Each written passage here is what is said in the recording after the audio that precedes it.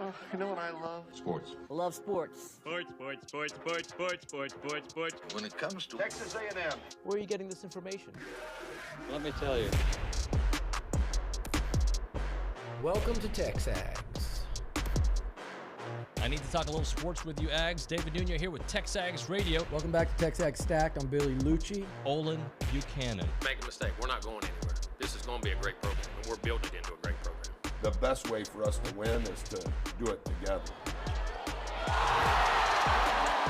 Do you realize everybody knows who you are right now? I stand by what we do and how we do it. Schools are like, we're freaking Texas A&M, man. Like, That's about as pretty a throw-catch combo as there is.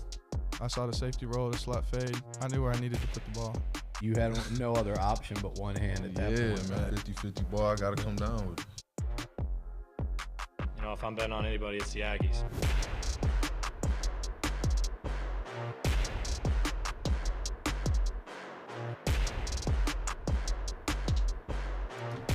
$14 sacks, 30 tackle for losses in the first two SEC games of the season for Texas A&M, setting up a showdown for first place in the West here coming up on Saturday when they take on Alabama. Welcome into TexAgs Radio, presented by David Gardner's Jewelers in the Rollo Insurance Studio. Today is Monday, October 2nd, 2023. It is the Go Hour presented by The Warehouse at CC Creations. I'm David Nuño, and he is Olin Buchanan, our Heisman Trophy voter, and, of course, columnist extraordinaire. Good morning, buddy. Good morning. It is a good morning. Buddy, this job's way better when they win. It really is. Way better. And when they win over Arkansas. When they win over anybody, bro. Yeah, I know, but there's something a little bit, at least to me, special about the Aggies beating Arkansas, because the good folks in Arkansas, they just take it so poorly. It hurts them so I've watched bad. a couple of videos that were posted. I did too. I've been there, buddy. I've been there, yo. Like it when you're trying to struggle for answers and you like, it seems so clear to us. Obviously, it's not as clear as we sometimes think it is, but regardless, let's focus on the positives, because the defense is what so far. Again, I throw in that so far because there's a little bit of hesitation, no matter what, after what we saw, in the big non-conference game, but the defense in SEC play has been better than advertised. Well, you know what it's been?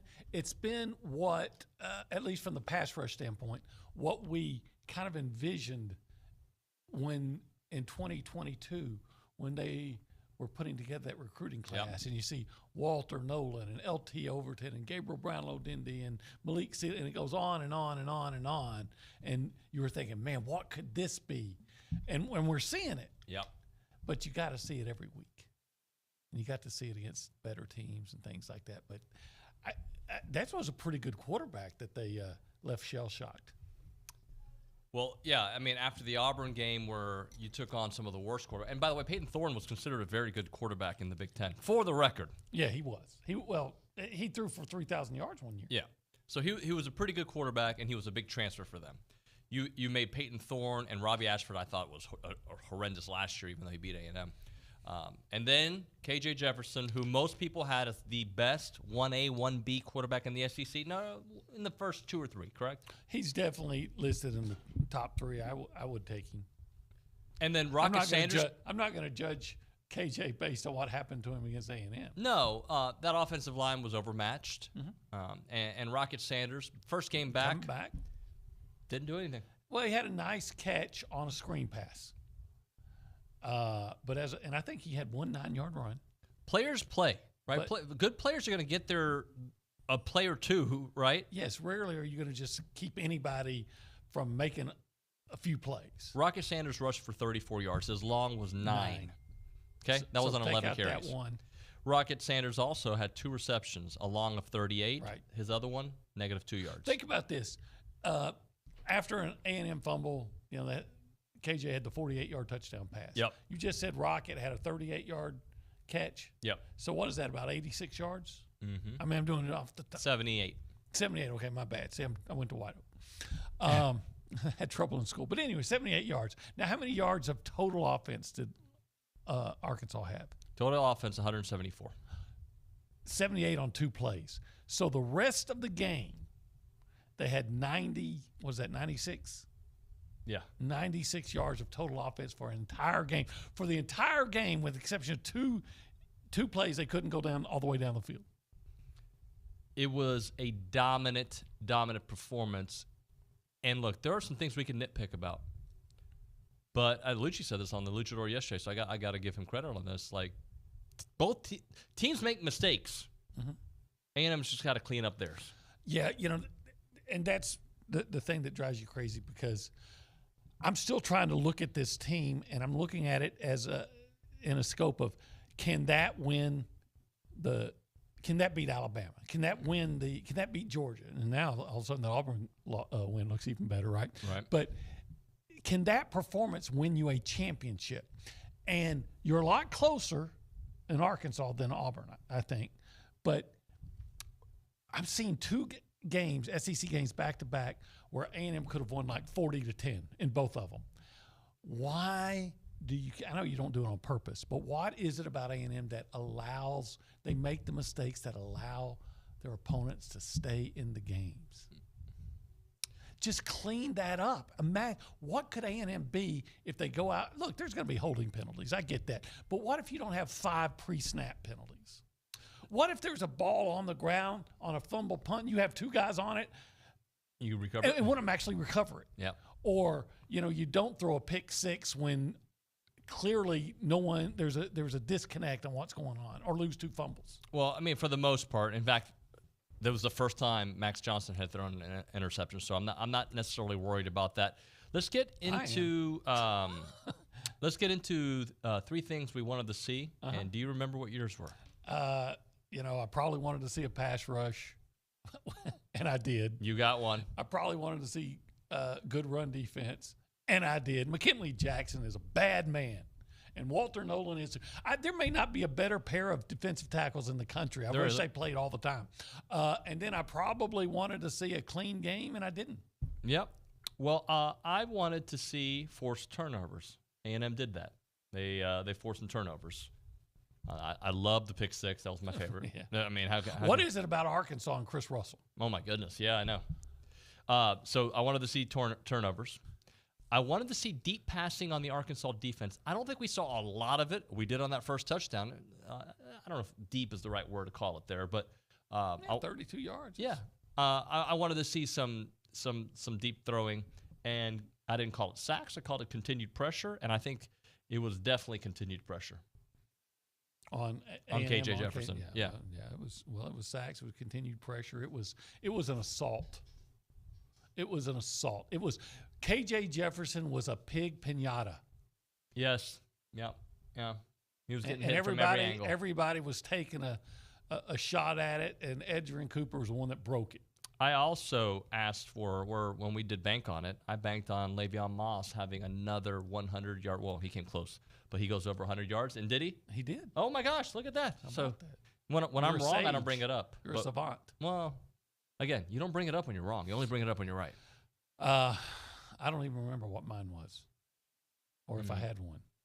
Was it Chappelle, or am I making that up? No, I don't know. Huh. I don't remember. You had a bank, though. But that's a probably, I don't know. I have no idea. And look, we're 9 minutes in. Loss. We haven't spoken about Ainias Smith. Ainias freaking. I don't know what his middle name is, but he needs to change it legally to Freakin.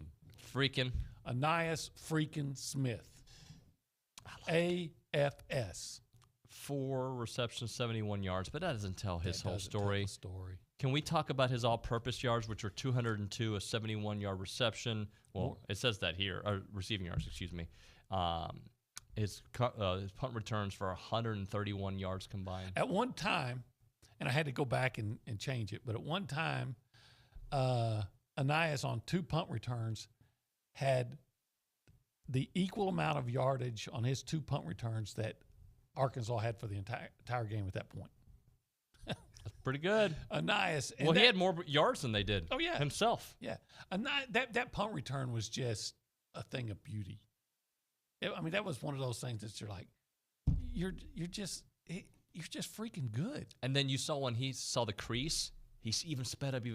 He was able to go into overdrive. Like he went and sound effects. And it's funny trying to watch those poor hogs trying to run him down, and they're diving, and it's just so futile. It's going to sound like a complaint. Okay. It's not a complaint. It's an observation. Yes, sir. I don't know. I mean, I know what A&M needs to do to get in the top 25. They need to beat Alabama this weekend. Yeah, then it might be 24. But, like, I'm looking at some of the teams that are ranked. LSU's got 2 losses. They're 23rd. Okay? All right. Sure. Do I believe they're one of the top 25 teams in the country? I do. But I just bring that up. They have 2 losses. Mm-hmm. And correct me if I'm wrong. Ole Miss is unranked? Oh, no, they're ranked. They're 16th now. But they weren't last week, I thought, right? Or did they? I thought they were ranked. But okay. They're 16th, so I take that back. Tennessee. They're in the top 25. They're 4-1. They have a loss to Florida. Mm-hmm. Florida's now got 2 losses. Okay, so A&M has just gone out and dismantled everyone's favorite quarterback in the SEC and dismantled Hugh Freeze that was supposed to out-coach and out-scheme Texas A&M. Yet they're not ranked. There are other teams. Look, I understand. It's coming. I just don't know why it's not here right now. As I asked a question. Like, eyeball test, top 25 team, A&M so far? Yeah. Okay. From my eyeballs. Domination in the SEC, top 25 team? Domination without a doubt. Would I think the last I saw, A&M was favored to beat Alabama this weekend in Vegas. Is that okay? And I haven't Jared, seen the can you line double yet. check that? I believe I saw that somewhere. I thought they were a dog, but are they a dog? I thought, but I don't know. I hear somebody yelling in the background. I can't hear. But all that being said, I don't know what A&M has to do, at least so far, to be ranked, other than you're holding their history against them. Okay, first of all, I don't care, right? But I don't care, but I care. But let's just be honest. A&M has cried wolf too many times. Yeah. And people don't trust them. And I did see Chris Doering. I was wrong. Bama's favored by 5, according to FanDuel. Well, I'm going to take that. I did see Chris Doering say that he thought A&M was the best team in the West, and he picked A&M to win. Yep. So some guys. Some people are turning around on him. Look, first of all, it's for the most part, a bunch of overweight riders like me that are that don't see all the games. They just see the scores, and some highlights that are voting. It doesn't matter. But it doesn't matter. I just asked the question. But A&M has it's because of A&M's history. How many times has A&M let people down when they start I'm going in all in on A&M, and then you lose your shirt, right? Yeah. So that's why I don't care. Just go out and win. Just go win. Just beat Alabama. And a little bit later on the show, we're going to kind of go through some of those scenarios with Alabama, because you were looking at some numbers of what they've done against other teams and how that could play into A&M's favor. So we can talk a little bit about that. Let's go around the room and say hello if you want to be a part of the conversation. Text us or call us, 979-693-1150, 979-693-1150. We go behind the glass. We haven't talked to this young man in a while. Nick Savage. Nick, welcome back to College Station, buddy. Howdy, good morning, y'all. Yeah, happy to be back on a 2-game SEC winning streak, and it's rare where I just get to watch the game, as a fan, like I got to this Saturday. First of all, shout out to Jacob and Holly Hicks. They got married in Colorado. That's where I was. But yeah, I got to watch the Arkansas game with them and kind of just focus on the game, not taking notes or not running anything back here. And, man, it's a lot of fun, especially with that defensive performance we saw. It's 2 weeks in a row now. I mean, you got to be excited for that, especially with Bama coming to town, and I can only imagine what the environment's going to be like in Kyle at 2:30 this Saturday. Yeah, it's going to be crazy. A lot of people I know are coming down for it. I look, this is what we all envisioned happening at some point. And for me, it's been since I moved here, right? Like at some point, I had envisioned this Alabama game being the level of game I think we're about to get, like that with all the stakes on the line, because A&M's got a golden opportunity to take a hold of that SEC West. LSU's already got a loss. They got 2 losses on the year, but a loss in the SEC. Bama could get their first loss if A&M's able to do that. That's what we signed up for when you hired Jimbo Fisher, and that is now potentially going to happen this weekend. Yeah, this is the week that you've been waiting for, and quite frankly, I think A&M has the better team. Now, do you have to be the better team that day? But if you break it down, you go, well, is A&M better here? Is A&M better here? Is it where does Alabama have the advantage, and can they capitalize on it? All those kind of things. But this is A&M. You have this opportunity. It's never been better than this. You probably have more talent than Alabama. Seriously, as crazy as that sounds to say. At least in certain positions, like in the position in the trenches. As A&M and Alabama, I'd say that right now, based on their performance, I'd say A&M has the edge, not a big edge, but a slight edge at offensive line. I would say A&M has an edge at receivers. Oh, I would have no doubt about that. I would say I'm not sure who has the edge at running back. Okay. Linebacker? I would still give probably Alabama the edge. Okay. But it's not huge. You know where it's huge? It's huge in the secondary. Alabama's secondary is much better than A&M's. Alabama's kicker is much better than A&M's. He might be the best in the country. I think A&M has the advantage in the defensive line. Let's go to the Angry Elephant News and Social Center. That's where we find Jared Schultz out there. By the way, the Angry Elephant. I'm counting on there being a lot of Angry Elephants on Saturday night. Let's hope this. Oh, the Aggies hang out at the Angry Elephant. Jared, good morning, buddy. Good morning. I was able to make the trip out to Arlington. I always love just going out to that game. Dallas, great place to be. So yeah, good times. What do you got for this morning? One thing that stuck out to me a lot, especially last night as we were doing our stats as the interns. Aggie defense blitzed 49% of the time. 27% against Auburn, which looked massively improved compared to the ULM game, but 49% of the time. I thought that was outstanding. See a trend developing there, buddy? Well, when it's working.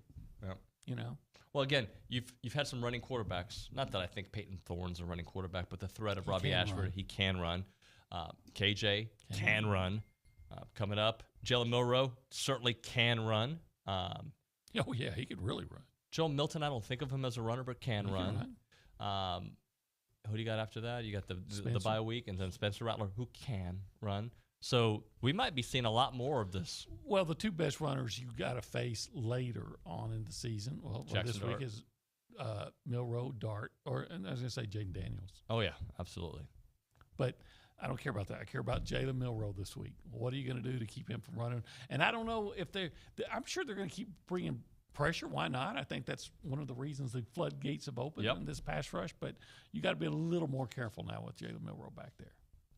More careful because he's a better runner than So KJ. If you don't get him, it's a big play. But I don't think you have. I mean, he did throw for 3 touchdowns on this defense last year, but I don't think you have to worry about his throwing as much as I think you had to throw. Well, here's the thing about him. Yeah, I think KJ's a better passer. I'll give you that. But his best throws are deep throws for Milroe. Yeah. And where do we struggle? Coverage, especially in deep coverage. Yep. All right, let's hit a break, buddy. Everybody knows your name when you go to Fargo's. It's not Cheers, but it felt like Cheers the other day, didn't it? Yeah, I cheer for them. I cheer for Fargo's. Yeah. We had a great time. It was a great experience when we went there. It always is a good experience when I go there. It was a who's who. It was great food, great conversations, and just like it felt like it was the place to be. Like it just felt like let's go have a lunch. And there was some athletic department folks out there, but it was also other businesses. Like it seemed like a good workplace lunch. Yeah, it's a nice big place and very comfortable. But of course, what you go there is for the food. Man, I didn't need to eat again. I just gorged myself. I was enjoying it so much. Yeah, interestingly, I get nostalgic when I go to Fargo's because on the way to Fargo's, right before you get there, you look to the right. There's not like an auto part place there. That's the old Beta House where I used to live. And I was like, if Fargo's was here 20-something years ago, 50 years ago, whatever I was in college, I would have been just a blob. You would have been just hanging around there all the time. I would have been hanging around all the time. The food is fantastic out there. They sell out early on their specials, by the way. The rib tips on Tuesday are fantastic. Once they're gone, and they go up fast, by the way. But they also got a lot of other stuff, OB. They do, depending on the day. You know, like, for instance, on a Wednesday, you can get chopped beef on a baked potato. They got the beef ribs. Thursdays, you got the pork chop and macaroni and cheese. Fridays, you got the 4 C's. You got the catfish, coleslaw, corn, and crunchy hush puppies. I didn't do double mac and cheese. No, I you did. regretted that? I do, because I like the beans a lot. I like baked beans a lot, but I'm such a macaroni and cheese guy. Should have doubled up. You should have doubled You're up. allowed to double. But why not? 1701 South Texas Avenue in Bryan, without a doubt, the what? The best barbecue in Texas, i.e. the best barbecue in the world. And that's their trademark because? It's true. Go say hi to Alan, Belender, and Maurice. We'll see you at Fargo's next time.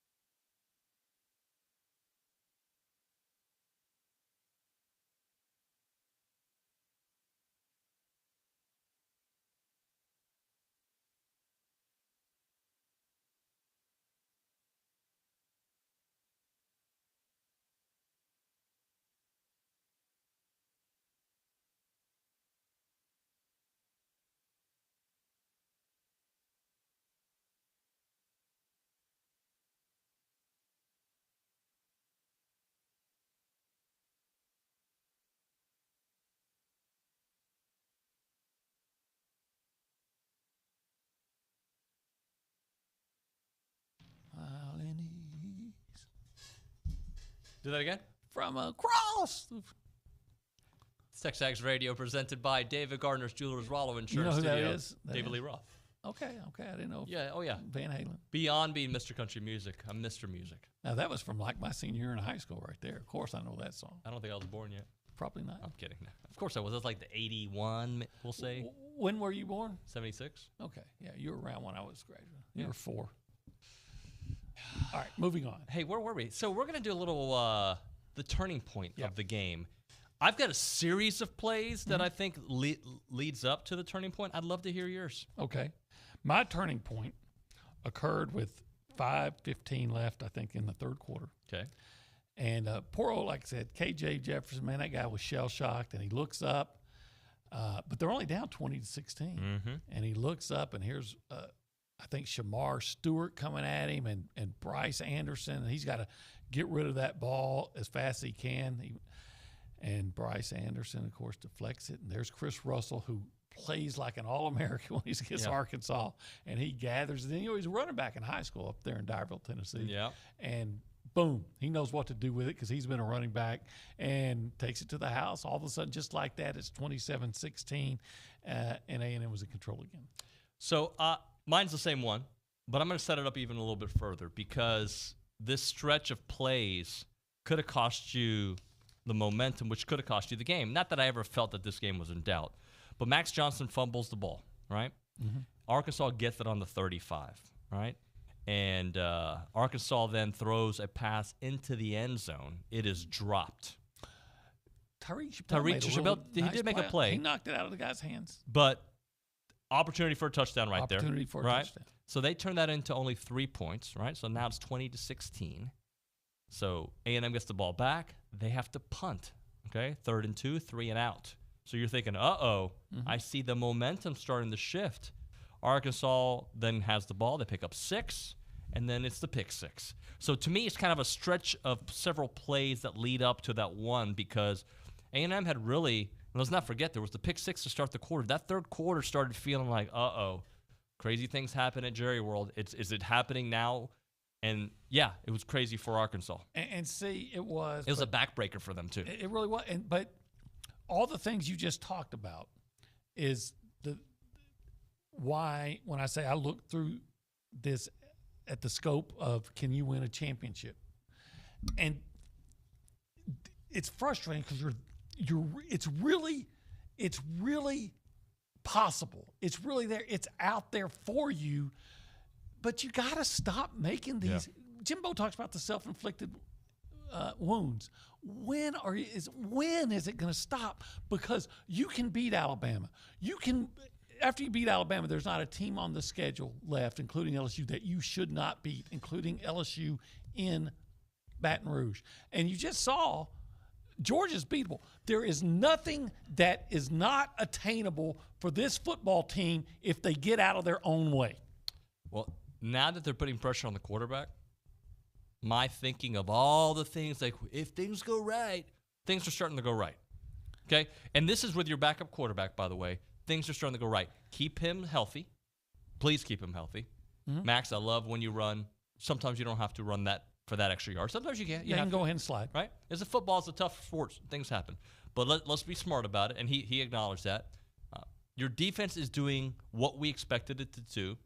And the back end, I don't know if they've gotten better. Other areas of the game have gotten better, right? Linebackers have continued to improve. The defensive line, the O-line, I think, is getting better. The defensive backs haven't really been tested the last few weeks.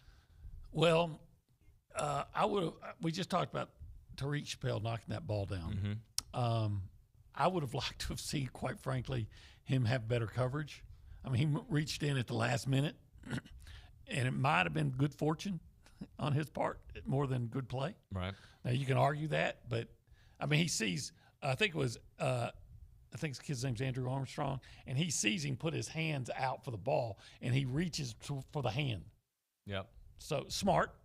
But if he's reaching for the hand because he's been beat by 2 steps. If he's, better coverage, maybe it's an interception. Maybe you don't have to worry about it. And then, of course, DeBerry got beat again. So that's where you're going to be concerned, I think, the most moving forward is what's A&M going to do to tighten up that secondary. This wasn't a turning point, but this certainly hurt Arkansas a lot offensively. Luke Haas going out. He's out for the rest of the season with a broken clavicle. Yeah, that hurt them. That hurt them a lot because that was early, second quarter, I think. Oh, no, first quarter. Was it first quarter? Like one of the first plays. Well, maybe I'm wrong on that. Maybe it was earlier than that. I mean, later than that, but I thought it was one of the very first plays. Opening drive. No, it was the opening drive. Like the third play of the game. Yeah, it was the opening drive. Yeah. So you lose one of your best players. And look, nobody's rooting for any injuries. Nope. But A&M suffered a massive one against Auburn, right? You don't get bigger than your quarterback going down. As the season goes on, other teams are going to start losing guys. Well, I'll say this: A&M, and I'm sorry, Connor got hurt. And I wish he hadn't. I wish he was still playing. But A&M was able to handle that loss better than Arkansas was able to handle theirs. Yeah, no doubt about that. Let's hit a break. We're going to do a little thumbs up and a little thumbs down about teams in college football, OB. We'll kind of go around. We'll see who gets the thumbs up this weekend, who gets the thumbs down. Right now, though, we're talking about the Charge Apparel. Those are those awesome polos that I love to wear. I'm not wearing one right now, but trust me, if I had 100, I'd be wearing them every day. No doubt about it. Those polos and tees are not only made in the U.S., they're just awesome. The fabric is amazing, and the fit is even at a different level.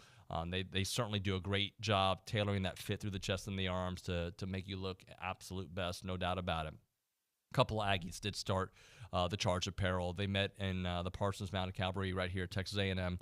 Tucker was a member of E2, Travis Squadron 2, and then afterwards, after they graduated, they were commissioned to the Army and to the Air Force, and they separated from the military. They started the Charge Apparel, and they decided to donate 12% of their total sales to veteran nonprofit partners with a focus on mental health initiatives. An ode to the 12th man. Good dudes who are awesome, legit awesome, and you'll really love not only the clothing, just their mission, what they stand for, and what's the charge in your life. They're trying to find that out as well. Go check out the website, thechargeapparel.com, thechargeapparel.com. Find them on Instagram at The Charge Apparel or Twitter, The Charge Brand.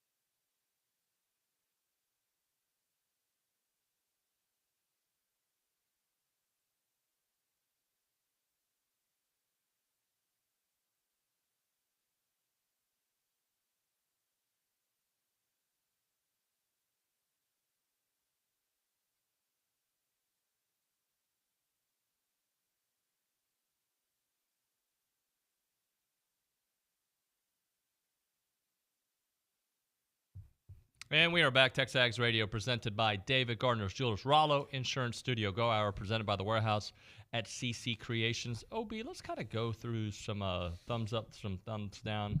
I thought a thumbs up because we're Aggies. Who gets a thumbs up for you in college football this past week? Kentucky. Kentucky, yeah. I was high on them all. You were too. Yeah, Ray Davis, that's my guy. What a big game. So Kentucky, I think they do. Texas. Do you give props to Ray Davis, by the way, 280 yards on the ground, 3 touchdowns. Do you give props to Notre Dame or Yeah, it really frustrates me though cuz I thought I had that one. I took Duke in the points. I thought I had it in the back. I'm thinking, okay, Notre Dame's running up the middle. They're just getting ready, trying to kick a field goal to win it, and I'm going to cover. And then you're playing great defense the whole game, Duke. And they ran a 3-man front on that play, right? I don't. On that 4th down conversion, 4th and 16. Yeah. Oh gosh. Yeah. I mean, Sam Hartman, who's known to no, he's not known for running. Yeah. He ran and got one. But I'm just talking about on the game-winning play for Notre Dame. Just make a tackle on a guy going right up the middle. Yeah. So that was. But you know what? You got to give Notre Dame a thumbs up for being able to go 95 yards and win the game against a pretty good Mike Elko defense. Do you give a thumbs up to Alabama or not? I mean, they won the game pretty obviously decisively, but I'm looking at these numbers. I'm not really impressed at all. Will Rogers, by the way, did not have a good game. Mississippi State's not good. No, they're not good. But he was under pressure a lot, and he looked like it was he was rattled. How many times was Jalen Milroe sacked in that game? 4 times. 4 times. His numbers, 10 of 12. Efficient, by the way. Yes. 164 yards, 13.7 average on there. Ty Simpson came in at the end. Jalen Milroe, rushing-wise, 11 carries, 69 yards. His long, though, was a huge one. It was for 53. The thing about we've talked about this. If Alabama pass fewer than 20 times, no more than 20 times, and the rest build around the run, and you'll be successful. And that's what they did. And A&M so far has been good at stopping the run and done pretty well against mobile quarterbacks. Does A&M have to get 7 sacks to win? I don't think they need 7, and I don't. No, I don't. Okay. Well, do you think?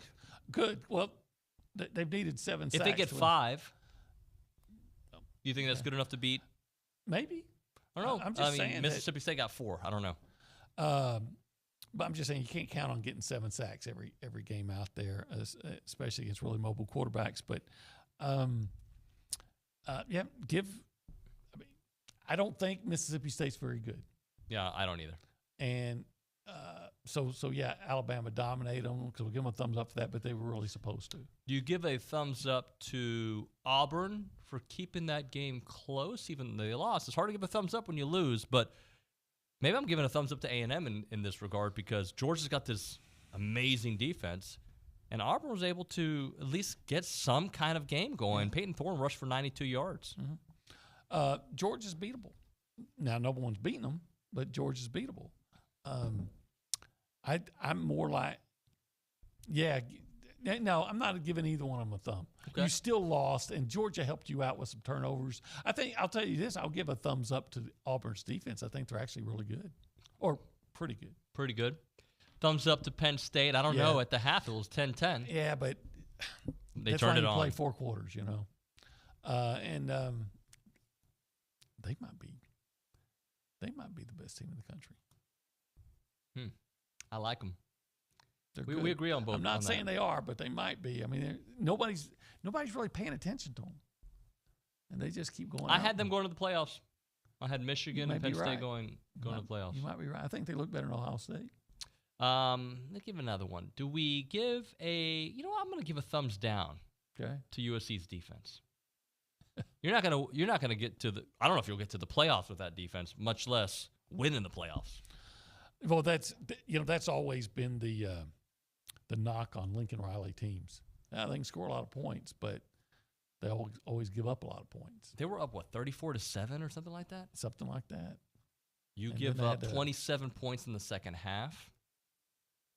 They get a thumbs down. No doubt about that. You know, I'll give a thumbs up to. They were better than I thought they would be. Is Oregon State? They're big win over Utah, and they made Utah. It didn't look like a Kyle Whittingham team in that game. I watched it. They're making mistakes that they don't want to missing tackles, and then at some point you have to say, "Well, are they missing tackles just because Oregon State's guys are running that hard?" LSU thumbs down. Their defense in the last couple of weeks has given up what? 90 points, 85 points, something like that, whatever it is. Well, they're very upset in Baton Rouge. They're very, very smile upset. when you say that. I was watching some of their more famous media types cursing like crazy on a podcast. And then they followed up the next day with another one. And more cursing? Well, not the cursing the next time. They're broken, and they're upset at the defense, which I don't blame them. I might know someone personally that called me was upset with the defense. So who's the defensive coordinator at? I got his name. They're right saying here. this is worse than the Bo Pelini defenses. They might be right. The LSU defense coordinator is Matt House. Yeah, well, it's La Casa de Matt. Yeah, it's not a house of cards. No, it might be a house of cards. Yeah, it might be a house of cards, actually. You're right. Obi, this game, by the way, I'm going to give a thumbs up to Missouri, even though they just beat Vandy. They're ahead of schedule. They look good, and they host LSU this weekend. Yeah, have you noticed what Luther Burden is doing, their Missouri receiver? Tell me more. I don't have I do actually have the numbers right in front of me. Let me find them, though. Vanderbilt. And Luther Burden. I got it right here, buddy. You talk about a burden on a pass defense. Read off those numbers that this kid's for his season or the game? You can go game by game if you have it. Well, I'm going to tell you first the season because that's the first thing in front of me. 43 receptions, 644 yards, and 5 touchdowns. But you want to go game by game, buddy? I can do game by game because against Vanderbilt, 11 catches, 140 yards, 2 touchdowns. Against Memphis, 10 catches, 177 yards. Against K-State, in a win, remember, my voice cracked, 7 catches, 114 yards. Against Middle Tennessee State, 8 catches, 117 yards. In the first game of the season, his worst game of the season, 7 catches, 96 yards. And a touchdown. So what is that LSU secondary going to do with this guy? LSU secondary has been horrendous. Now, would you pick Missouri? Because I don't know if I'm I don't know if I'm ready to go there because LSU can outscore them, right? But I'm just saying, what is this guy going to do? I mean, they're gonna test LSU. Yeah. And you know that year when they were talking about this being worse than Bo Pelini's defense. I think that year, if I'm not mistaken, Missouri beat them. So what's the conversation going to be like if LSU loses to Missouri? If on Monday we come here and we're having this same conversation and LSU loses, what's the conversation about Brian Kelly? Here's the perfect. It'll be interesting to see how. It's one thing when you lose at Notre Dame. It's another thing when you lose when you've got 1 million pissed off Cajuns that are angry at you. It just has it's probably more intense than if you have 1 million pissed off Catholics. Yep. Because they're Catholics and Cajuns, but they're still, so you get the double dose of it. You get the double. Here's what needs to happen this week. Here's what we want to see happen. Well, obviously, we want to see A&M win. We want to see Missouri win. We would like to see Arkansas beat Ole Miss. That would be nice. And just to throw it in there, let's maybe Kentucky beat Georgia and Dallas beat the 49ers, and it's a perfect weekend. Perfect weekend. Oh, wait. Oklahoma maybe you're going to root for OU. Yeah. But, man, if that happened, A&M would really be on a fast track to Atlanta. Look, this can be said about a lot of teams.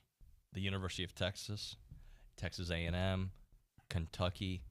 This is a very winnable national championship year if you get your together. Yeah, it really is. It's wide open, and that's what I'm saying. Like Penn State might be the best team in the country. Some say Michigan, some say Oregon. Michigan's had a cakewalk schedule so far. It might be Texas. Yeah, and it could be Texas A&M. But to win a national championship, you've got to stop doing as Jimbo says, the self-inflicted mistakes that keep your opponents in the game. Yeah, it's again, as of where we stand on October 2nd, everything is still possible for you. Oh, without a doubt. Everything we've talked about. And these next 2 weeks do not determine your season because there's still a lot of season left. But these next 2 weeks were considered the toughest stretch of your year. We'll see if that turns out to be the case. If you can win this week, then there's not a game on the schedule that you shouldn't win. And by the way, I like the idea of beating your opponents because you're just better than them and not because they have key injuries. But did you see Tennessee lost Brew McCoy? I saw that. Yeah, and South Carolina doesn't know when they're getting Juice Wells back. So that's well, he's had injury problems since training camp for them since the fall camp started. So and you're gonna have to win on the road, and that's not easy for this team. And I guess they haven't done it. Yeah, so that's the next thing. If they can get by Alabama, that's going to be the next thing you're going to have to do is prove that you can win on the road. And if they don't get by Alabama, and I'm not saying that that's going to be the case, but if they don't get by, then you've got to fix a whole set of problems will emerge from that game, good and bad, right? But then you're going to have to figure out the road problem. Mm-hmm. But you're going to have to figure it out either way. Yeah. But first, just beat Alabama. And then you're probably going to be favored in every game moving forward after Alabama if you win. If you win, yeah, I agree with that. I agree with that. Do you see LSU finishing better than 8-4 this year? I'll be skeptical, but I have seen teams with losing records go and piss in the Cheerios of somebody. Hey now, and so. You don't want to get too full of yourself and have a Jalen Preston moment where he goes out and let me just read you breakfast. LSU schedule the rest of the way. Let me just read it to you. Missouri, I think they win that game, but you could convince me of the other side. If you can throw the ball, you're going to have a good chance to beat LSU. They'll host Auburn the week after that. I'll take LSU. They host Army. I will take LSU. I'll take them twice. Then they go to Alabama. I will take Alabama. Then they host Florida. I will take LSU. And they host Georgia State. I think you'll take LSU. I'll take LSU. And then as of the way things are today, would you take A&M? I would. Yeah, me too. So today. So I'm saying you're 8-4. Florida could actually give them trouble because if Florida decides to play, they can play pretty good defense, even though they didn't last week. And Graham Mertz, for all of his issues, he can put up some numbers, and again, he can throw. And again, if you can throw the football, you can give LSU trouble. Okay, let's hit a break here. When we come back, Around Aggie Land, next on TexAgs Radio. But before we do that, the future of joint pain relief is here, and it's QC Kinetics. They have advanced regenerative medicine, and it is truly amazing stuff. If you're dealing with pain, guys, I've been telling you, you don't have to do the steroid thing. It's not necessarily the best thing to do. You don't have to do the surgery thing. Those are not your only options. There are several other options out there. Get a second opinion. Learn more how you can harness your body's own healing agents to attack that joint pain. I'm talking about lasting pain relief. QC Kinetics doesn't mask the pain, by the way. The treatments go to the very root of the problem using concentrated healing properties placed directly in your joint to restore and repair that damaged tissue. Imagine living your life this fall with no more pain in your knees, your hips, your shoulder, your back, with no drugs, no downtime, and no surgery. It is about living life to the fullest and in motion, doing the things that you love to do, outdoors, indoors, you name it. QC Kinetics is giving people their lives back with all natural treatments. Give the local professionals, their medical professionals, and get a free consultation today at QC Kinetics, the nation's leader in regenerative medicine. The phone number for QC Kinetics, 979-452-6000. QC Kinetics, 979-452-6000. That is 979-452-6000.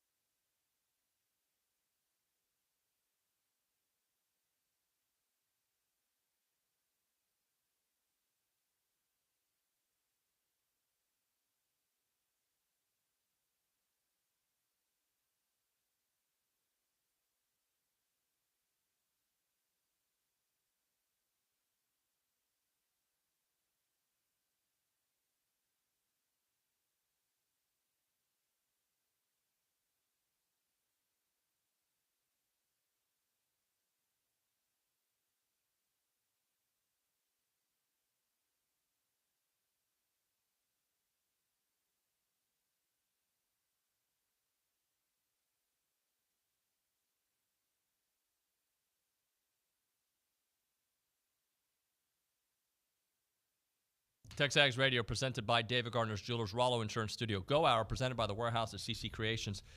People are asking why we haven't brought up the Astros. I'm not going to bring up the Astros. I'm just going to give OB props. On Thursday, he told me the Rangers will find a way to blow it, and they did. They did. That's the most Ranger thing ever. Yep.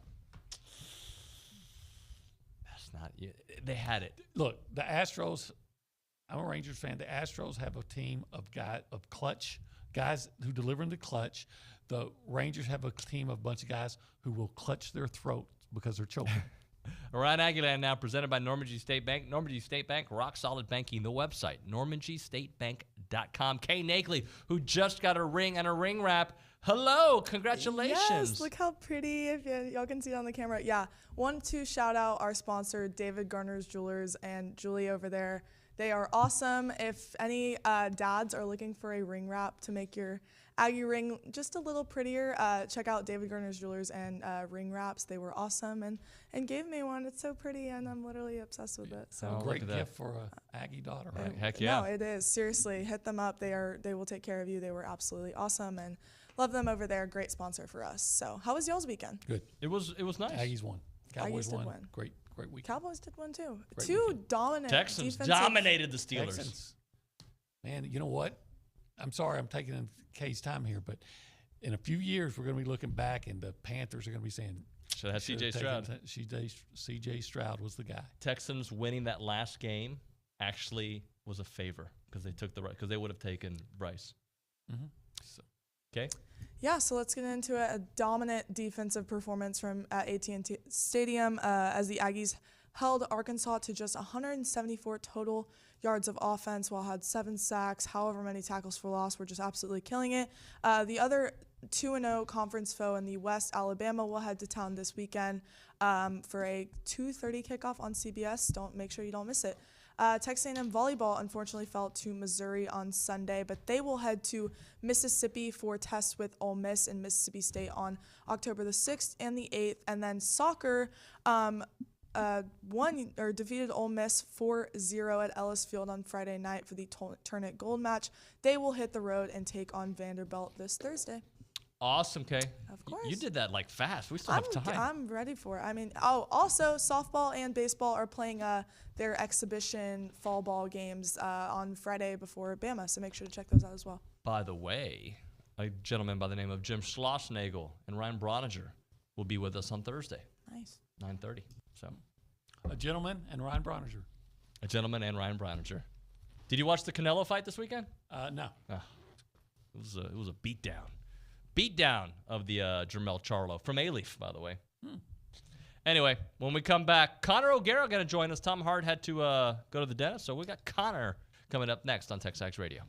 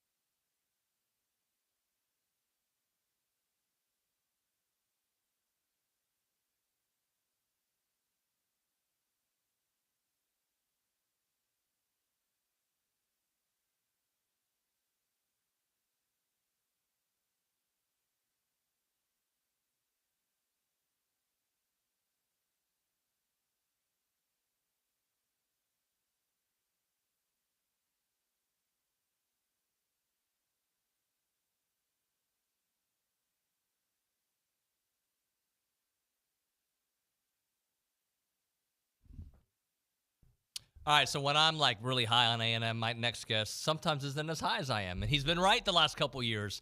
I wonder where he is today. It's TexAgs Radio presented by Dave Gardner's Jewelers Rollo Insurance Studio. Go to the hotline. Connor O'Gara, Saturday Down South, joining us. Good morning, bud. How you been? I'm doing well. I'm at the very tail end of a cold right now, and you could probably still hear it in my voice. So I apologize for that. But there was a moment last week where I had to start canceling radio shows that I committed to. And for those of us in this business, it's kind of underrated what it means when you realize you can't talk and how big of a hindrance that is in our ability to do our jobs. Well, I got it. I forget if I've had you on this. I'm sure I have. But how's fatherhood, man?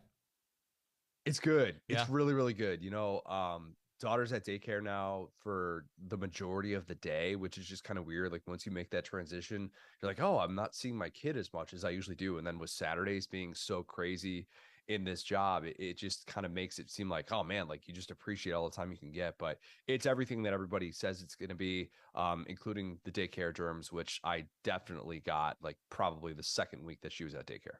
All right, let's talk about A&M, man, because I feel like I've watched two different teams this year. I saw a team for the first part of the year, and even in the wins, that couldn't get to the quarterback. And now they live with the quarterback. They're like with them step by step. What do you think of this transformation of the Aggie defense? Yeah, I think it's a few things. I think the transition to becoming that group that realizes it needs to do that has been really important. And I think that if you saw the way that things played out against Miami and some of the things that they were trying to do defensively, you kind of realized that their corners were being put in some really tough spots and they weren't really equipped to handle that. And they have recognized we need to get that pressure. If we don't get that pressure, we're not necessarily good enough on the outside to be able to keep this thing afloat. And to their credit, they were able to do that. That Arkansas offensive line might be coached by Sam Pittman. It might be the worst in the SEC. It is that bad, which is just a wild thing to think about in year 4 in Fayetteville. So 15 tackles for loss, all credit to A&M, all credit. They had the clear advantage, and Arkansas fans have had it up to here with that offensive line. So that's probably the context that needs to be remembered when you look at that performance and the way that group played on Saturday. All right, but then we looked at what they did against Auburn, and I don't think Auburn's any good either. But Auburn just went toe-to-toe with Georgia, who's supposed to have the best defense. So did Auburn figure things out, or did A&M's defense just got people figured out right now? Yeah, I think Auburn is a much better team at home. I think they were very fired up for that, and that offensive line played much better in the game plan, the way that things were drawn up by Hugh Freeze. I think both things can be true at the same time. I think A&M has done better things up front to be able to get to the quarterback, and they are scheming in ways that clearly have some of these SEC offenses off balance. And that's the good news, and that's the thing that you can kind of hang your head on. But at the same time, if I'm projecting how I think this is going to look the rest of the way, I still think it's going to be a little bit Jekyll and Hyde with the defense, but the constant is the offense. And when was the last time that we said that? Probably 2020. I mean, even that, the constant was the offensive line and the way that group was structured around the Maroon Goons and the way that they could kind of have game flow work in their favor. Whereas this year's group, you can kind of give up some of those plays on defense, knowing that you actually have a chance to be able to claw back in these games because of how explosive your offense looks. Well, I'm going to read you this stat. That's the 5th straight game with 400-plus yards, total yards, after only hitting the 400-yard mark 4 times all of last year. They've done it every game this year. Here's the stat that I think is even more interesting. In the 5 games so far that Robert Patrick Petrino has been running this Texas A&M offense, they've hit 27 points each time. And I realize they had the benefit of a defensive touchdown this past week. But still, this team has hit 27 points each of the first 5 games. The last time that a Jimbo Fisher coached team had 5 consecutive games of 27 points in a season, 2014 Jameis Winston, Florida State. Huh. That's a pretty good sign. This thing is working. And I was banging that drum after Miami, was that if you're writing off this A&M offense, or you're thinking, oh, this was a failed experiment, you just haven't been paying attention. You've been wanting to stick to your narrative. This thing looks really good. And I think the fact that Connor Wigman going down and seeing Max Johnson perform the way that he has, obviously credit goes to Max Johnson, a veteran who has had just the exact right attitude that you hoped he would have in this spot. But it's also a credit to Bobby Petrino, because I don't think that Max Johnson comes in and does the things that he's doing if he's still in the Jimbo Fisher offense that we had seen in the first 5 years in College Station. All right, so this sets up a mega match here. SEC West, first place on the line, yada, yada, yada. Just your thoughts heading into it, because it feels like even though Bama took on a very bad Mississippi State team, they have figured out their offense, and they do have a strong defense. They've figured out their offense. Their offense is still limited. It is, and A&M fans saw Jalen Milroe last year in that game in Tuscaloosa. There are still questions, in my opinion, about the ball security. In a very favorable matchup against Mississippi State, a Mississippi State pass defense that had just been wrecked against Power 5 competition, Tommy Rees had Jalen Milroe attempt 12 passes. That's it. They do not trust that passing game yet. So the question for me is, can A&M stop the thing that Alabama wants to do? They want to play joyless murder ball. That is their thing. I'd argue for the first few games of the season, it was more like just joyless ball, but they look like a team that has kind of figured some things out in the ground game. Jason McClellan is one of the most underrated players in the SEC. That Alabama running game looks like it could be a real strength for this group. But of course, I think it's the something's got to give matchup is, ironically enough, the Bama defense, which has played lights out since Texas, against this A&M offense. That to me is the great test that we're going to see play out in this game. And it feels like a better strength on strength matchup than any that we've seen in the last 2 years of these matchups. How open is a national championship? And I'm not saying just for A&M, for anybody. It feels so weird this year in college football. It's wide open. Who hasn't had a game wherein they've showed significant flaws? You can go up and down and find holes to poke in every single team. And that includes the team that's trying to become the first team to three-peat since 1936 Minnesota. You look at Georgia in these first 2 games against Power 5 competition, they faced double-digit deficits in the first half. The previous 30 games during this 2-year run that they've had of winning titles, that's as many times as they've been trailing by double digits in the first half. So you look at it, a team like Florida State, and you're like, all right, well, Florida State does so many things well. They've got the quality wins. Defensively, I think they still have a lot of issues. Everybody in the SEC has clear weaknesses at this stage of the game, clear weaknesses that can get you beat week in, week out. It's not just like, you know what? We have like a corner who's not really ready for this big time environment. No, like real legitimate weaknesses. It could make for a crazy year. It could make for a crazy weekend. If A&M beats Bama, that is the ultimate. This thing is wide open, and I have no idea which way it's going to go in the West. All right. So what if Missouri beats LSU? What's the talking point after that? It's a great point, because this matchup is terrible for LSU. I mean, it's so bad. LSU secondary is just getting ripped to shreds. And look, I get a lot of things wrong. I do. And in a prediction business, of course, I'm getting a lot of things wrong. One of the things I said in the preseason was that I thought LSU was going to lose the 2 bookend games that it had in the month of September. And that was against Florida State, against Ole Miss. And what we've seen play out for LSU, because of this secondary, is they have just gotten wrecked against quarterbacks that can move the pocket and stretch the field. And you know what? Against this Mizzou offense that suddenly has a high potent passing attack led by Brady Cook, the guy who just set the SEC record for most consecutive passes without an interception. And oh, by the way, you're throwing to a former 5-star guy in Luther Burden, who currently leads the country in receiving. This Mizzou passing attack can absolutely light it up against LSU. If LSU loses this game, I think there are a lot of people going, I don't know anything. If Mizzou is going to be 6-0 and beating LSU, and LSU is this 3-loss team, we're not going to know what the difference is between good and bad in the SEC, and it's going to feel like this is just such a week-to-week league that is so hard to predict. Will Brian Kelly get the Jimbo treatment? Because the 2021 year was right after 2020, and we started hearing about Jimbo mid-season. Even after the Bama game, there was conversations about it. Does BK get that same kind of talk? Yeah. Oh, yeah. I mean, even more than Jimbo. Really? Brian Kelly, well, here's what I mean. I shouldn't say that he's going to hear the buyout talk as much as Jimbo does, but even more than Jimbo, when Brian Kelly loses a game, the internet tees off. I mean, it is unbelievable. And I got a reminder of that in the opener against Florida State, wherein they lost to a really good Florida State team, but people love to hate Brian Kelly. They love to hate Brian Kelly because of all the things that he's been about at Notre Dame, the way that he kind of talks about his players sometimes. It just kind of rubs people the wrong way. And I think that will absolutely be part of the conversation. It's the most talented team he's ever had. And for my money, they're already out of the playoff discussion because of what they did in non-conference play and the fact that they have such a glaring weakness on the back end. And there will be a lot of people that criticize him moving forward, even if they aren't necessarily, to lose this game this weekend against Mizzou. That's just the way that people are on the internet with BK. Connor, I don't know what to think of Ole Miss because the way they looked against Bama made me think, look, and it's Bama, I get it, but again, not the Bama teams that we're used to. Made me think, I don't know how good they are, but dude, this team can throw. They can light it up.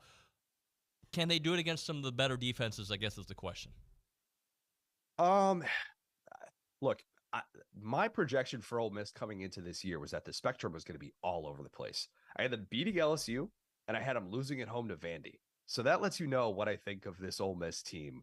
They are a pendulum that swings far and wide, and I think so far, I think they've kind of looked like what I thought they would be. Now, defensively, with Pete Golding as their DC, they do play a little bit more bend don't break. That was a really rough showing, obviously, against a very high-powered LSU attack. But the Jackson Dart splits of numbers against FBS teams with a winning record versus FBS teams without a winning record, they were night and day coming into this season. And that LSU game is going to kind of change things. But after Bama, I was saying, well, this is why I don't really trust him that much, because he gets better competition, and those decisions that he makes, man, you're just like, dude, you don't have to throw it into traffic. You don't have to try and run over 2 or 3 defenders. You're not really built to be able to do that. So I do have some skepticism about Ole Miss going forward. It's still a program that's trying to make the SEC championship for the very first time. And obviously they already have that Bama loss, so that hurts them.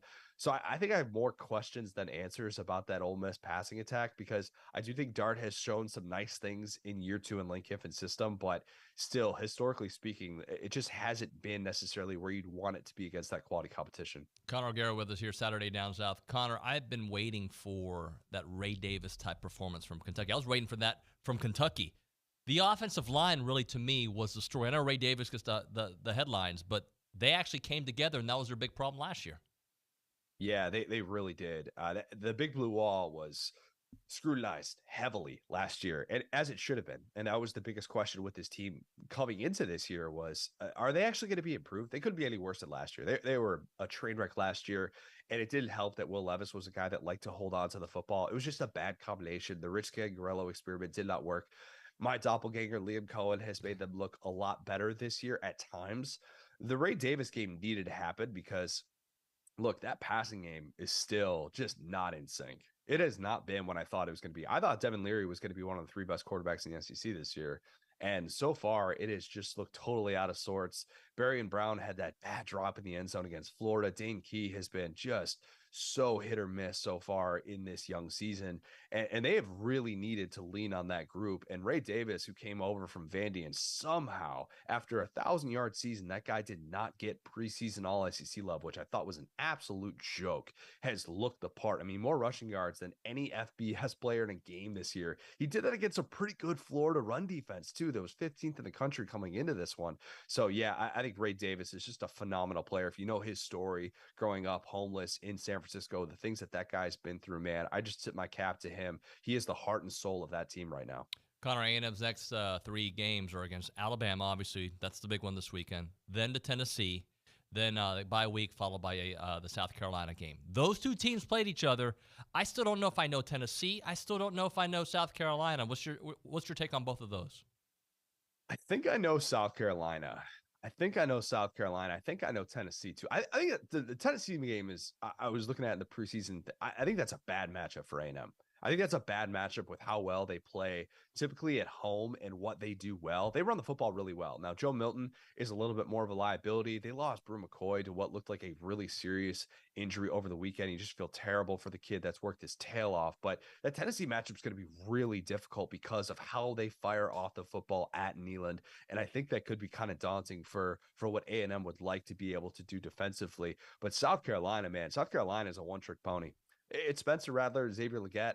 And outside of that, you really can't rely on a whole lot. That's kind of who they are at this stage. They're not going to beat you in the trenches with what that identity is right now.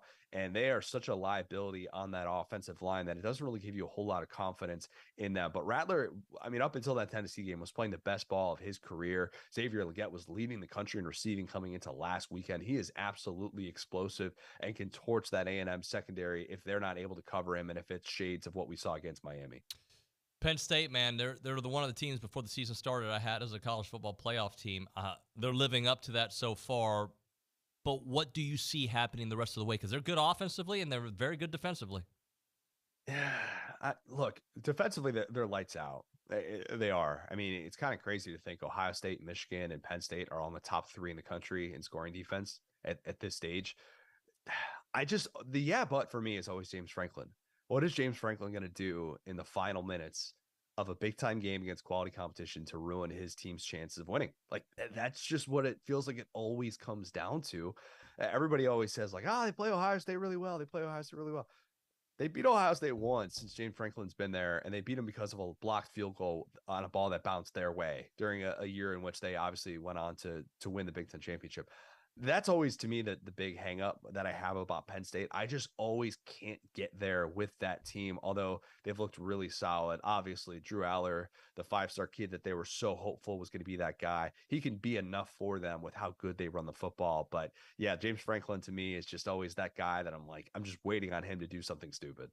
How about this Texas OU game? I look at Texas, man, and I don't find them to be that good, and maybe it's because I'm an Aggie. But they're that good in this college football, right? No, I'm just saying, like, I saw how vulnerable they were against Rice, vulnerable against Wyoming. But in these big games, Quinn Ewers has shown up.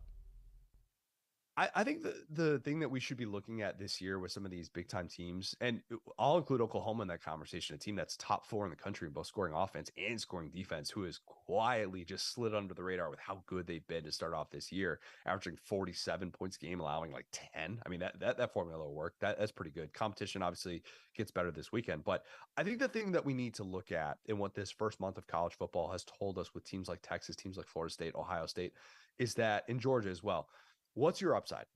You're going to have bad moments this year, but what's your upside? What do you look like when you're at your absolute best? Texas was at its absolute best against Bama.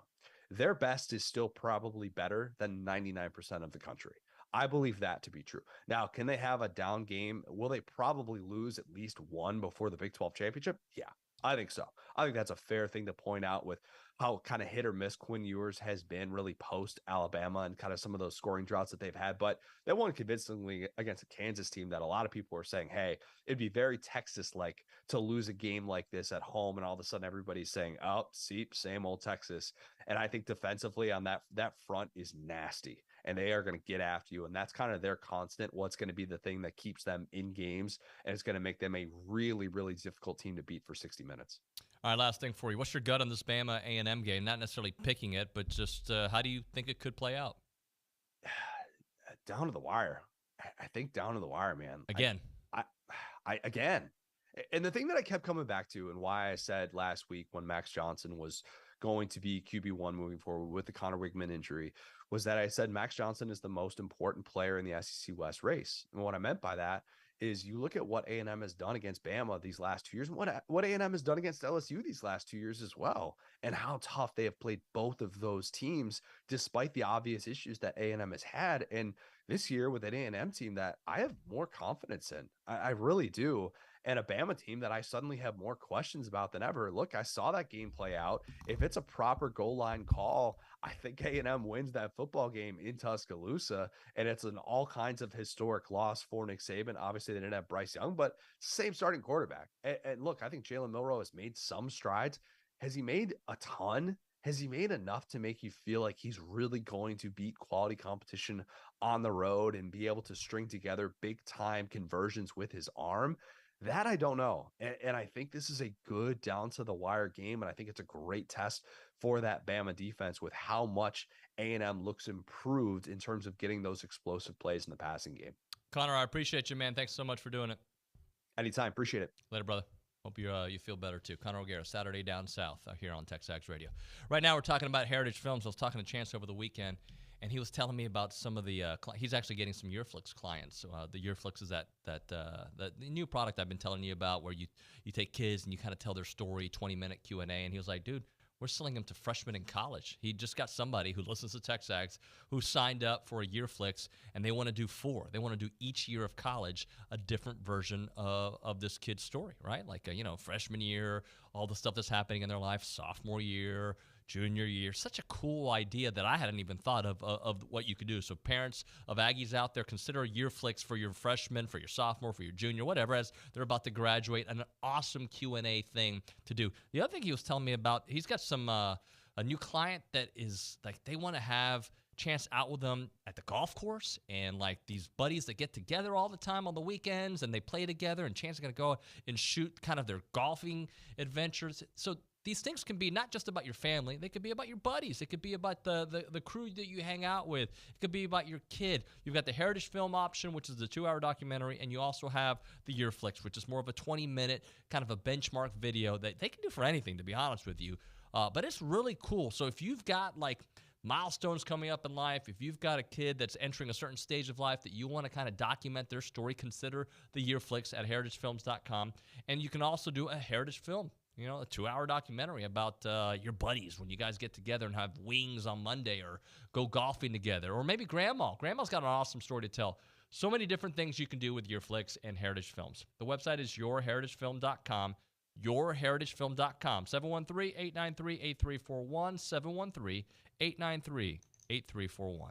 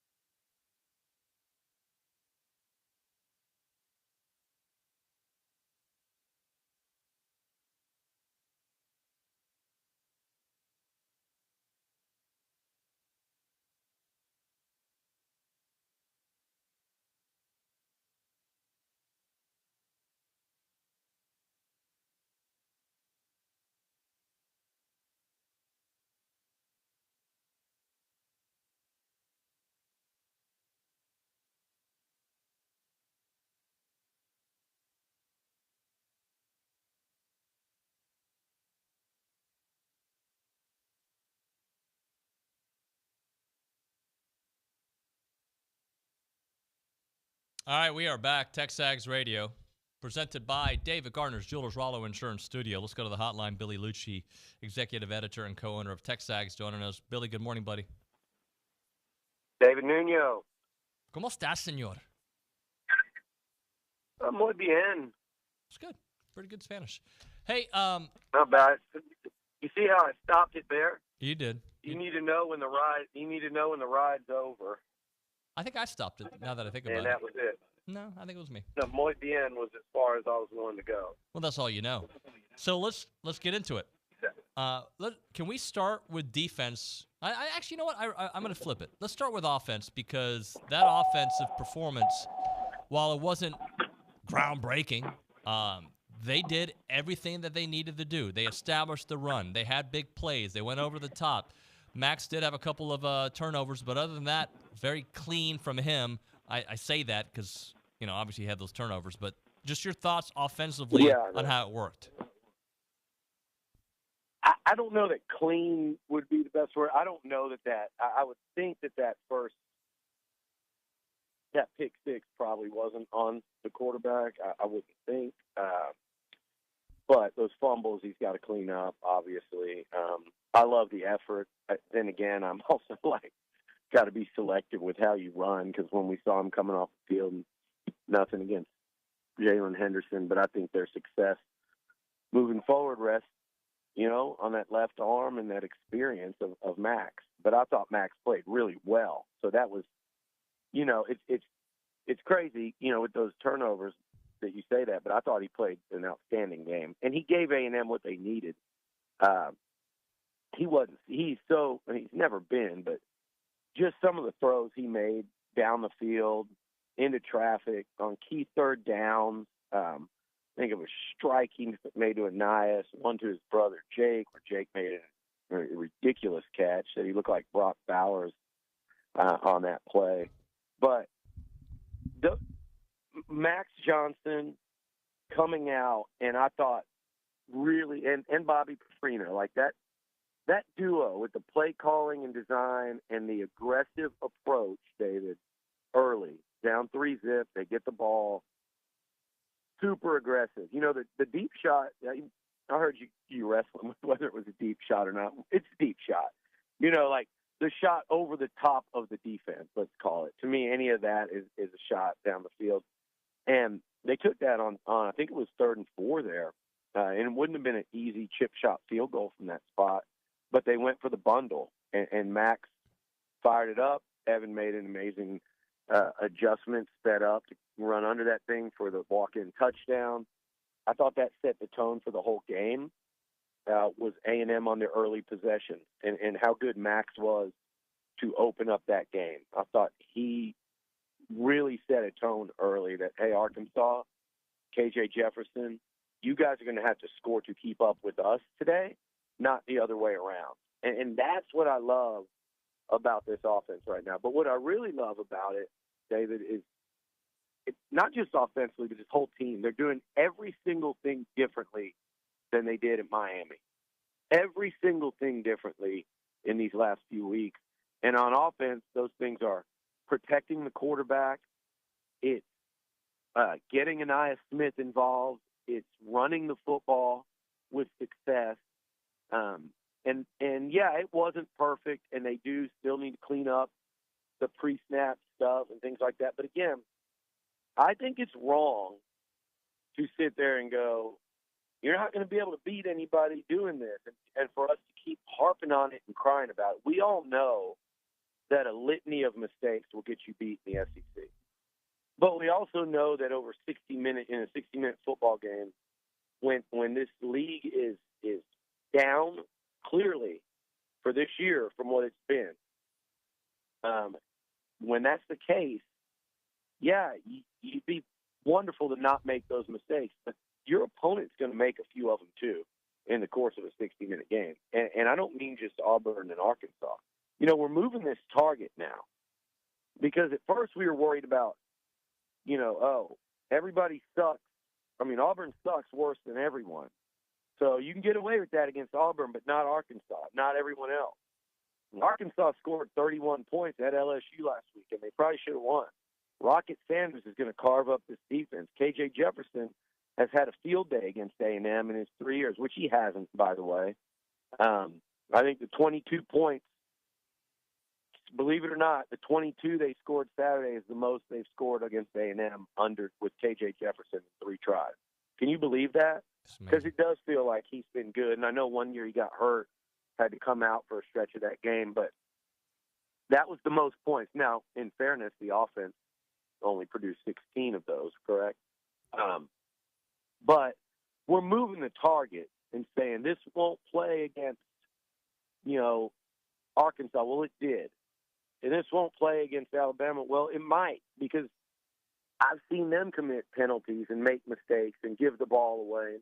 It's just a matter of survival at this point. And yes, Texas A&M needs to improve when it comes to the self-inflicted wounds.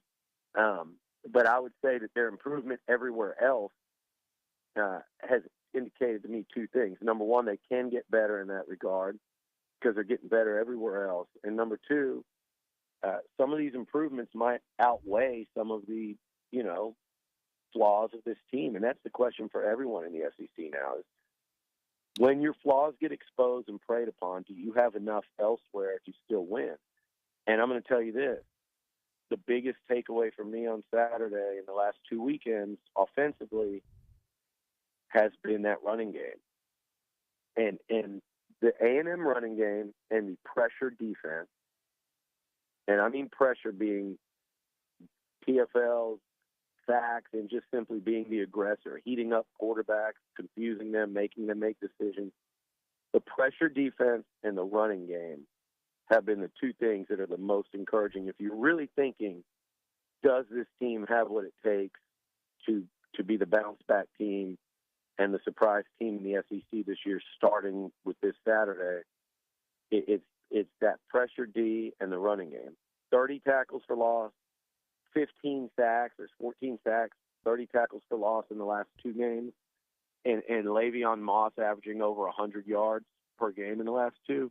So for the offense, to me, it was A&M continuing to be the aggressor from the start and coming out and setting the tone early, not just with Bobby Petrino and Jimbo and that game plan, but also the way Max approached that game and that running game. And with that ties in the offensive line.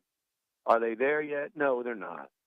But in 2 games against SEC West competition, I think they've given up a total of 2 sacks, and they've run the ball very well.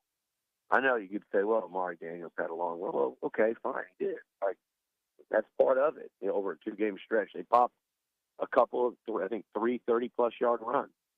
But they are running the hell out of the ball, and they're protecting the quarterback. If every week we're going to pile on this offensive line or the defense and Durkin like I've seen, and even I've been critical of it when it needs to be, but there's been some dog piling going on, and if people are going to do that, then come back and let's give an equal amount of credit here. The O-line is improving noticeably. The defensive approach, it has been night and day. Do I think either are perfect? No. Do I think there's going to be games where we see this O-line struggle? Yeah, that's going to happen to every team in this league at a point or 2 along the way in the season. Do I think the secondary is still, it's a question mark. Are they going to have some games where they give up a lot of yards to quality quarterback and passing games? Yeah, I'm sitting here looking at teams like Ole Miss and LSU and South Carolina and even Tennessee. But you can make up for that with PFLs and sacks and getting after quarterbacks and making them really, really uncomfortable like they did KJ Jefferson.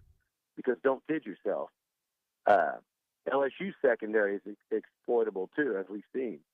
And KJ and those Arkansas receivers did just that. They weren't even able to come close to doing that on Saturday against A&M.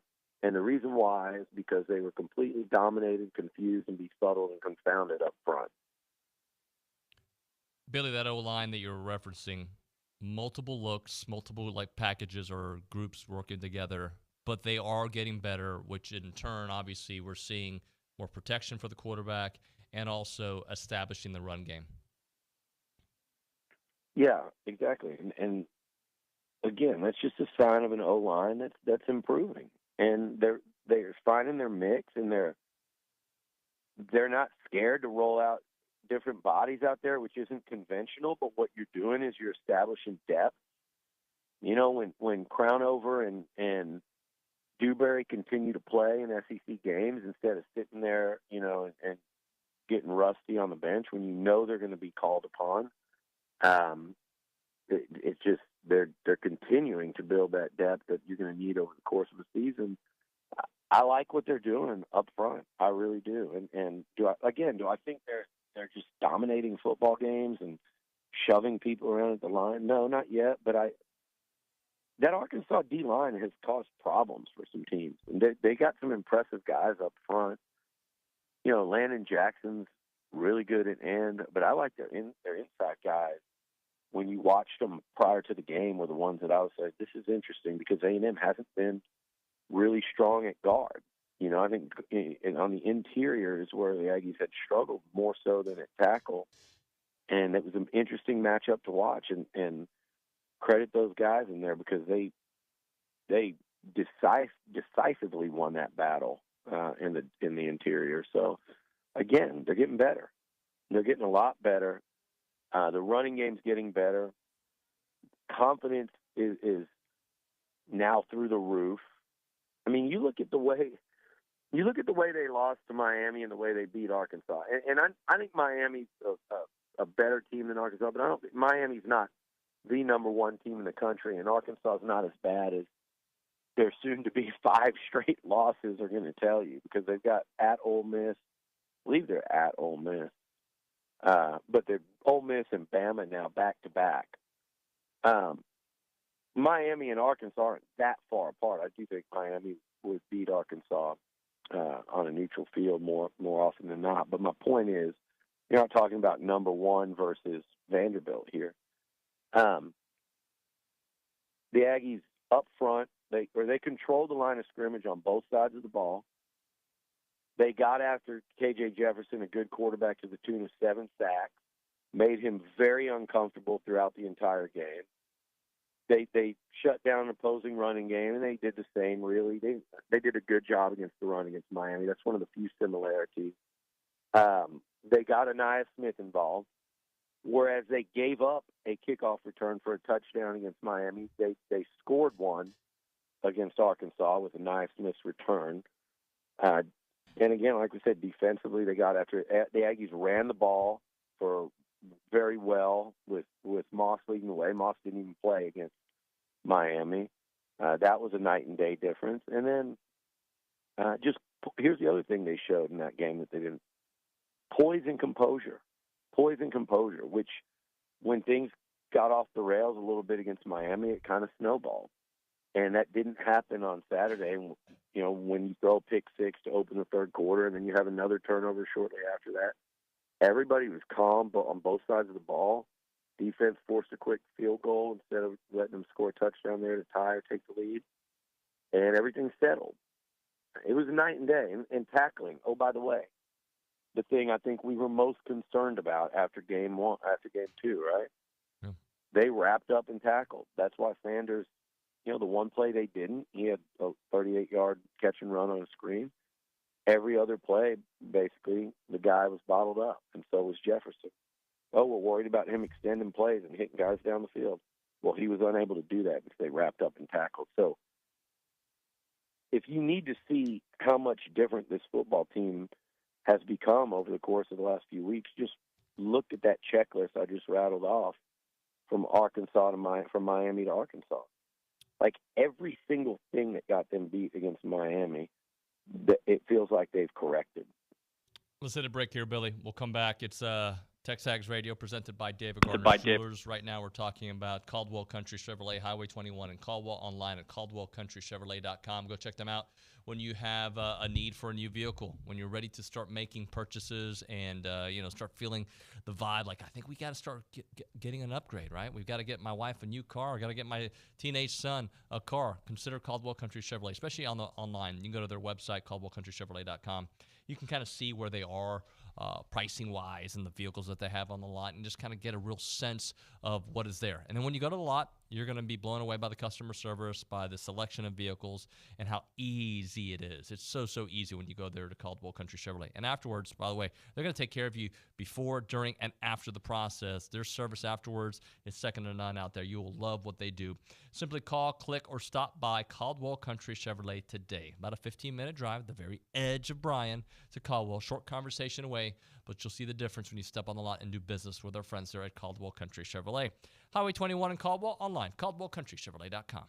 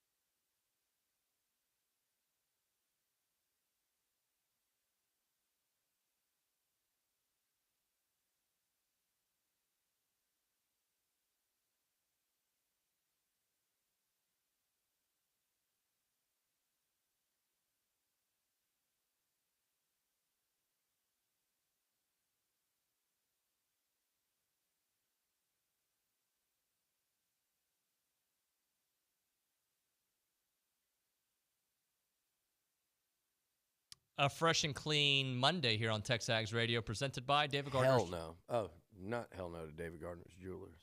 Rollo Insurance Studio. Hell yes to David Gardner. And Rollo. and Rollo Insurance Studios. But Well, hell no to that song. This is what I'm feeling like on a Monday. Who is this?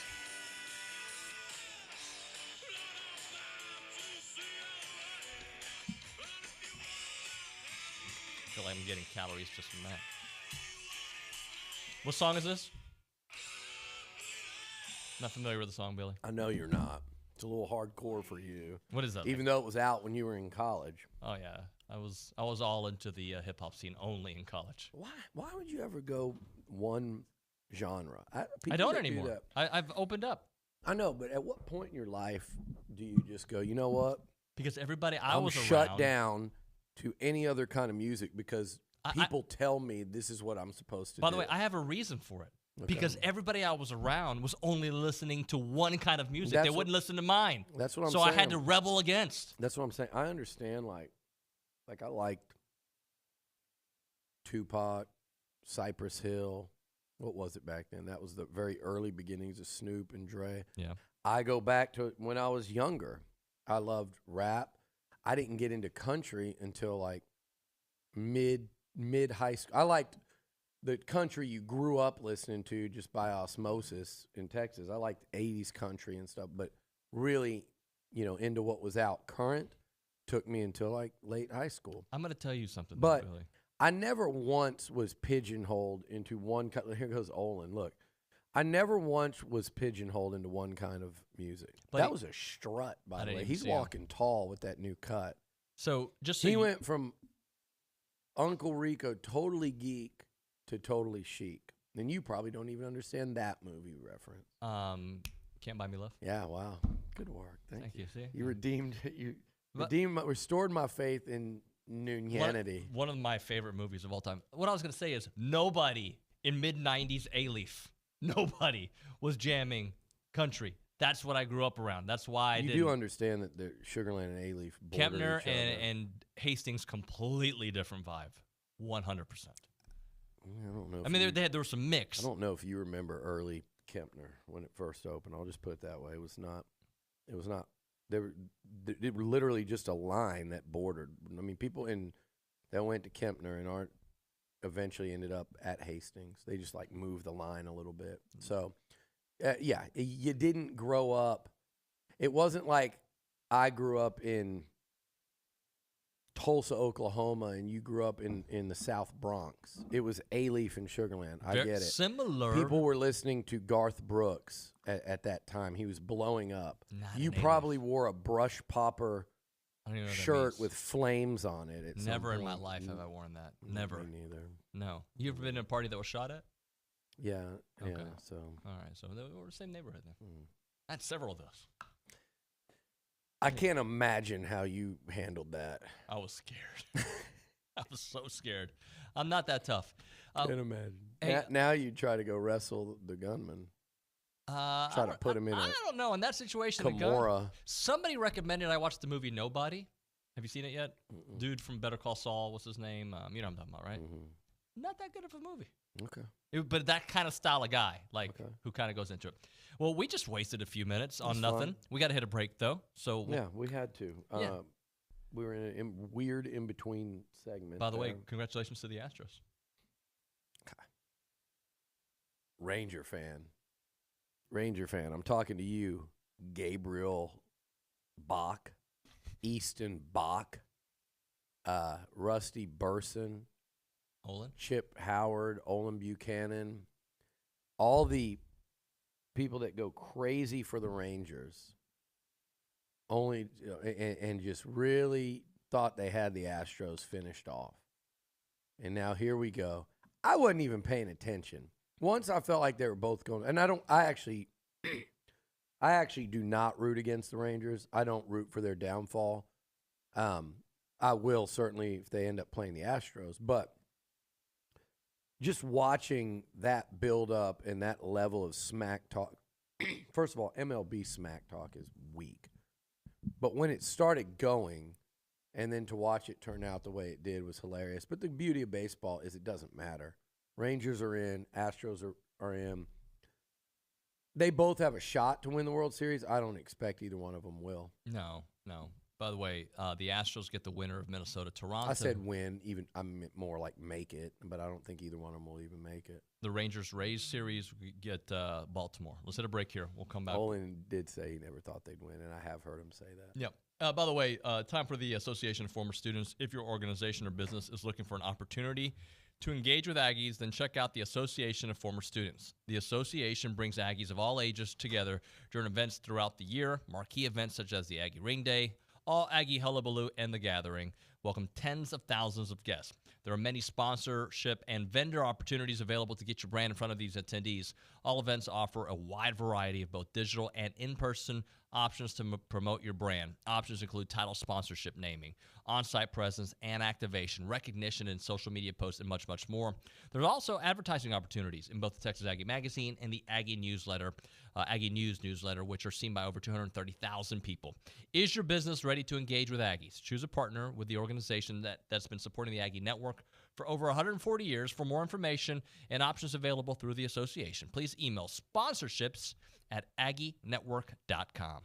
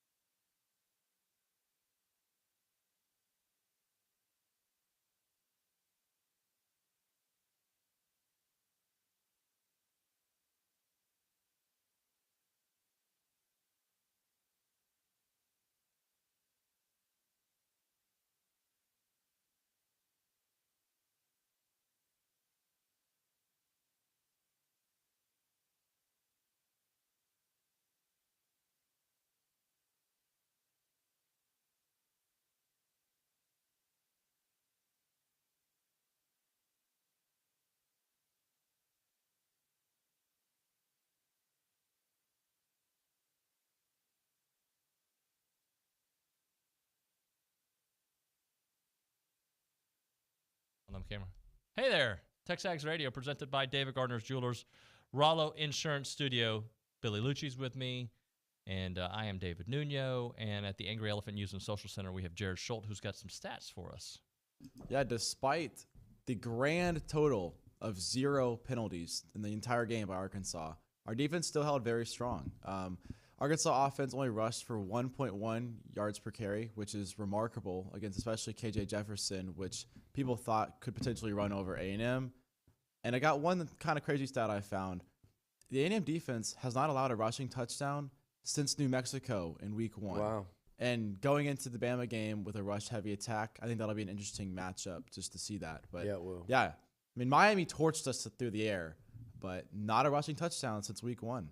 That's really impressive for a defense that, look, heading into the season, one of our big questions was how was A&M going to fare against the rush? That was a huge question mark. And how were they going to run the football? Those were 2 huge question marks. And things like, could they get after the quarterback? Could they protect the quarterback?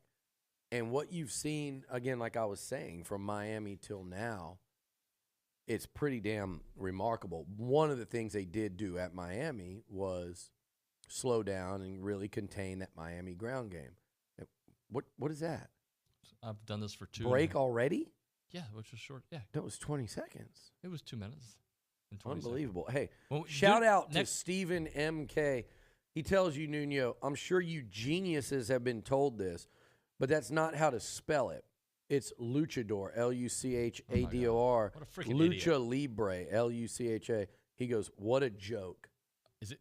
What is that? Instagram? Yeah, We'll I talk don't know about it. where it is, but We'll this be back. guy, hey,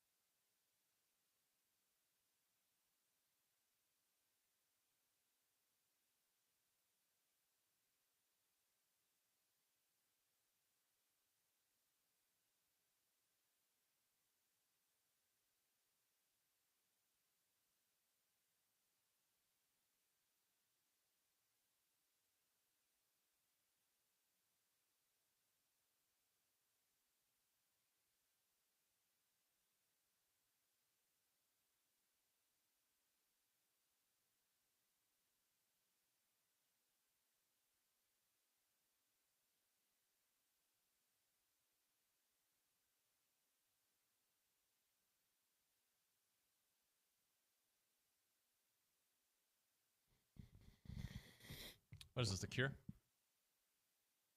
Mother. Oh, it says something about it right here.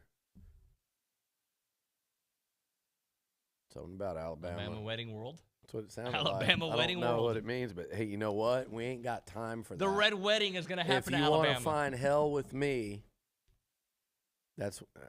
By the way, Danzig, you don't know Danzig. No. They were never that big. Dancing? No, Danzig. It's not The Cure. Cure was great. This group is not great, but that song, I like it. I like it enough that I just texted it to Dan Campbell because I feel like it's a Dan Campbell MC/DC song. It's definitely a Seth song. I don't think we could have played that just now without Seth trying to sing it, but Danzig was a fraud anyway. There's a video. Oh, it's a guy. It's not a band. Yeah, it's his. Well, yeah, I think the guy's name was like Glenn Danzig, and there's a video of him getting KO'd backstage back in the day by you know how there's an opening band and they probably opened. I forget who punched him out. I'm sure somebody will text him, but I'll show you it during the break. Hey, Billy, so you're thinking about doing a third appearance this week on the show, right? Oh, big week, big game, triple appearance. Yeah, I want to just.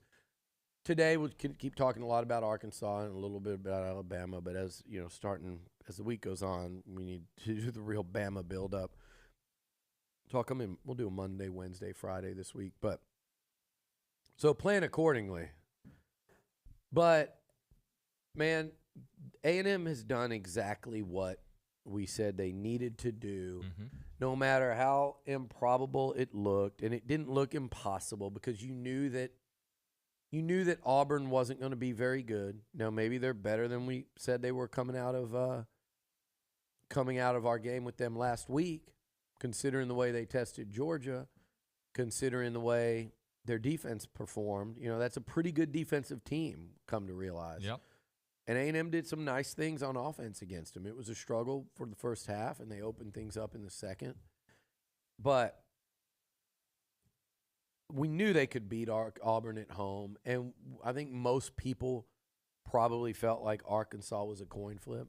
I know some people got more scared when Arkansas went down there and went toe-to-toe with LSU. And, again, people were just not paying attention to the fact that LSU's defense is straight up ass right now. They're bad. They were forgetting that. All they saw was KJ Jefferson making plays. The Fear Factor, a.k.a. the fan show, they came in here. Fear Factor came in. I'm surprised you didn't have Joe Rogan join them. They were so scared of Rocket Sanders, like it was game over. Like, forget these players A&M has. Let's just be scared of who Arkansas has. And the Aggies came out and walloped them. They walloped them. They shut down Sanders. They made KJ Jefferson look like a confused freshman quarterback.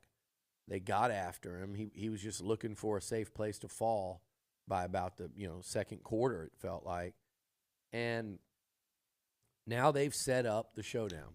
They did what they needed to do. They did look at these numbers. 15 tackles for loss, 7 sacks. They forced a turnover. They scored a defensive touchdown. They gave up 15 and scored 7. Defensively, I thought that defensive performance in the last 2 weeks has been so damn good, and they've wreaked so much havoc. And if they play like that, I don't know if they're going to win the West, but if they play like they've been playing with that mindset and that aggressive approach on both sides of the ball, and let's keep it that simple. If they play in that type of attack mode on both sides of the ball, and they play with that level of passion, physicality, and poise. Remember that, because I need to use that in my article I'm writing today. Passion, physicality, and poise. If they play like that, they're going to have a shot. They're going to have a shot this Saturday to knock off Bama for the second time in 3 years, and they're going to have a shot moving forward to be the last team standing, because that's what I think this SEC is going to be. I don't want to go too far in on this football team and them winning the SEC West yet. I certainly would after this weekend, and it wouldn't. And by the way, it still wouldn't clinch or mean that much, right? Because then you got to go on the road to Tennessee. and you got Rattler and Dart and Rogers and Daniels still left, road trips to the Grove, road trip to Baton Rouge. I mean, it is a tough haul even after Bama. But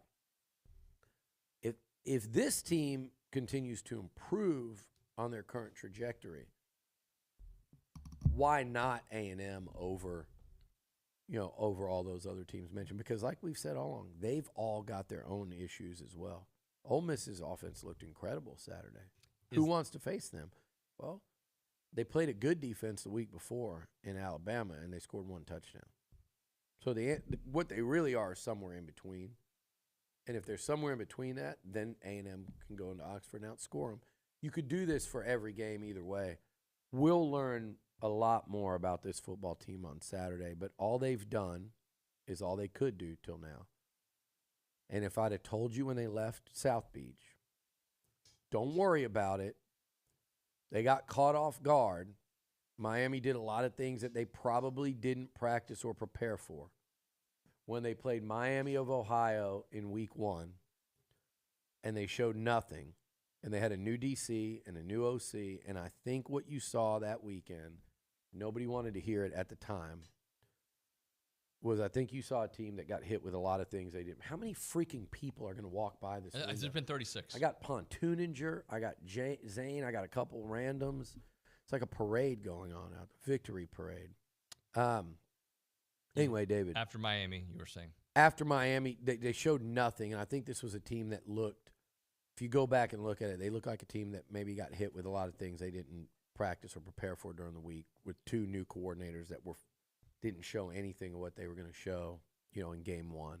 I think in hindsight, I was sitting there like everybody else saying that was just a terrible look the way they came out, but I also was saying hang in there. Let's see how the rest of September goes before passing judgment on this football team. It was bigger than one game. And they have now looked like we thought they would look, which is no one ever said they were a top 5 team coming in. No one thought we'd see that. But we thought that Texas A&M was going to be a good football team this year. And that's what they're looking like right now. They look really good.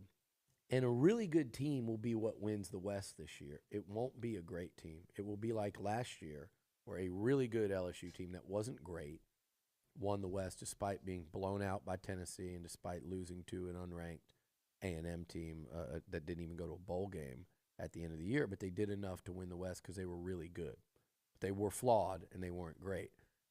Whoever wins it this year is going to be that, whether it's Bama, whether it's A&M, whether it's Ole Miss, whether it's LSU. I found the guy. Good. What is he? Why would Zane think it's appropriate to yell while we're trying to They work? do a lot of yelling. Who are the randos in the office? I think they're probably working. Okay. But I did find the guy, just so you're aware, so I'll share that information with you at the break. Because, David Nuño loves to investigate human beings. You're an investigative journalist, man. Don't let anyone tell you That's otherwise. what I do. So let me... They set up the showdown. They did. And you had your shot against Miami to do something.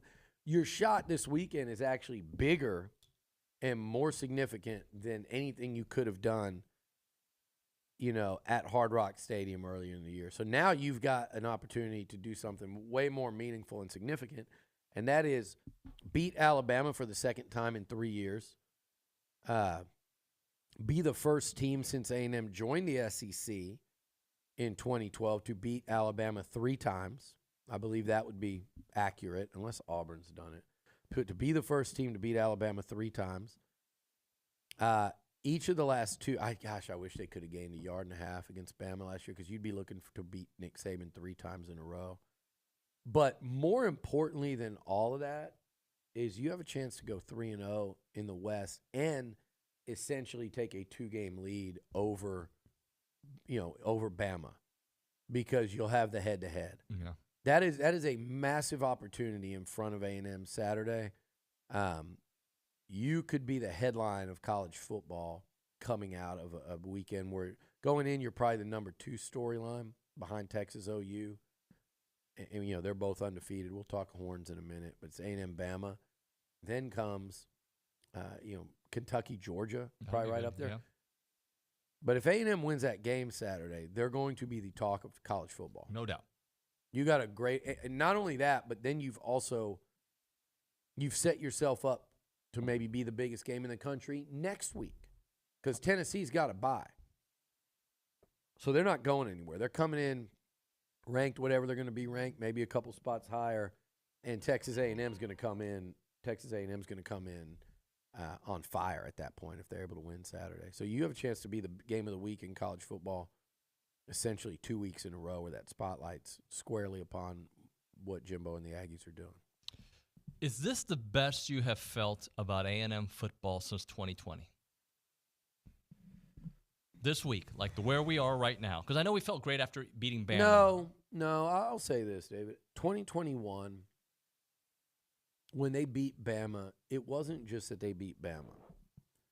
They went and pummeled a bad Missouri team, but they just slaughtered them. And then I believe they went and pummeled South Carolina after that. And then people forget, Auburn came in here that week, number 11 in the country. And A&M won that game with Bo Nix and Auburn. They beat Auburn, I think, they beat the number 11 team in the country 20-3 that day. Didn't give up an offensive touchdown. Scored on defense. Place is going nuts. That was the Michael Clemens scoop and score. I was pretty excited about that team. And don't forget, that team climbed to number 10. They were 10th in the country when they went to Oxford and lost to, I believe, number 15, Ole Miss. So they almost got it rolling in 21, and they were doing it with a backup quarterback. I have a lot more faith in this backup quarterback. Nothing against Calzada, who's doing some nice things now at Incarnate Word. So it's a cool story developing down there with a few Aggies. But I have a lot more faith in this backup quarterback that's assumed the reins because this one has started, whereas Calzada had never really played, and he was incredible against Alabama. I hope Max Johnson can even come close to replicating that performance. But Max has started 20-plus games in his career in the SEC. He actually outdueled Zach in that 2020 season we're talking about that put that big damper on it in Baton Rouge. And just the experience and the success and the skins on the wall that Max Johnson has versus that. So, yeah, I'm pretty damn excited about it, what they're doing. But they got to keep it. Like, if they beat Bama, my answer will be yes. But let me rephrase it like this. When's the last time you felt this good about A&M heading into the Bama game? Because in 2021, you're coming off 2 losses. Yeah. And we didn't feel great going into 2020. Probably 2013. Yeah. Probably when Johnny and Mike Evans and that O-line, and they were coming in here. Now, that was a much better Bama team. I mean, Bama, I'm telling you, they might win the SEC. If they beat A&M and they've already beaten Ole Miss, and if they beat A&M, and then you've got, LSU looming, who you can outscore potentially, and even if they lose that one, LSU might be a 2-loss SEC team. Bama could, if they win Saturday, I think they're the overwhelming favorite to win the West. If A&M wins, I think they're a slight favorite to win the West, or they're kind of in the lead. I wouldn't even know if I'd call them a favorite. If Bama wins and they've got Ole Miss and LSU behind them and they don't hit Georgia, I think Bama's the overwhelming favorite there. So this is a massive game as far as the West goes, but it is regardless, this Bama team versus that 2013 Bama team, it's not even close. 2013 Bama with Amari Cooper and McCarron still there, and that defense and the players they had on that defense, and that was pre-Derrick Henry. Who was their running back in 2013? I don't even remember. They had so many of them. I guess it was Kenyon Drake. It was T.J. Yeldon. Yep. They had so much firepower in that backfield, and I'm naming like 2 or 4. Derrick Henry was young and wasn't even on the field then. Bo Scarborough, I believe, was still. That is a different level Bama. They had won the national title. I think that year, did they win it that year again? Or I think that maybe they lost in the playoff. But point being, this is a different Bama team coming in.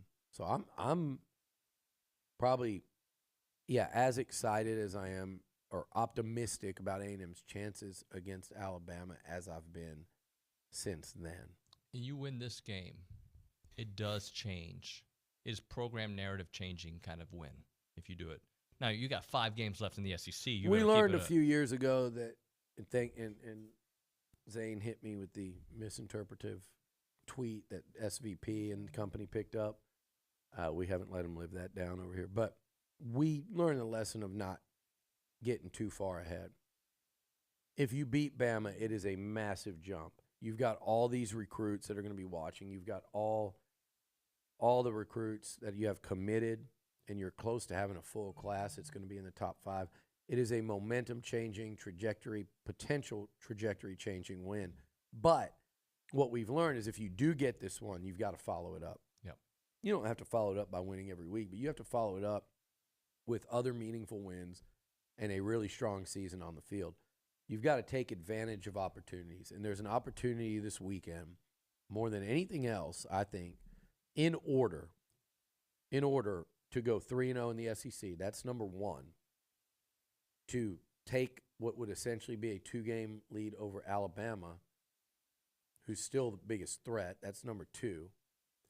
And to 3, to beat Bama 2 out of 3 times, to win a game like that in front of your home crowd, the confidence in that locker room that would come with that, I hope not swagger, but just the self-belief that comes with it that, hey, we can go beat anybody. I think that's how they feel now. But you can really just kind of prove it to yourselves on Saturday night. And there shouldn't be a single person in that locker room that's worried about Alabama. And that's not a disrespect to Bama.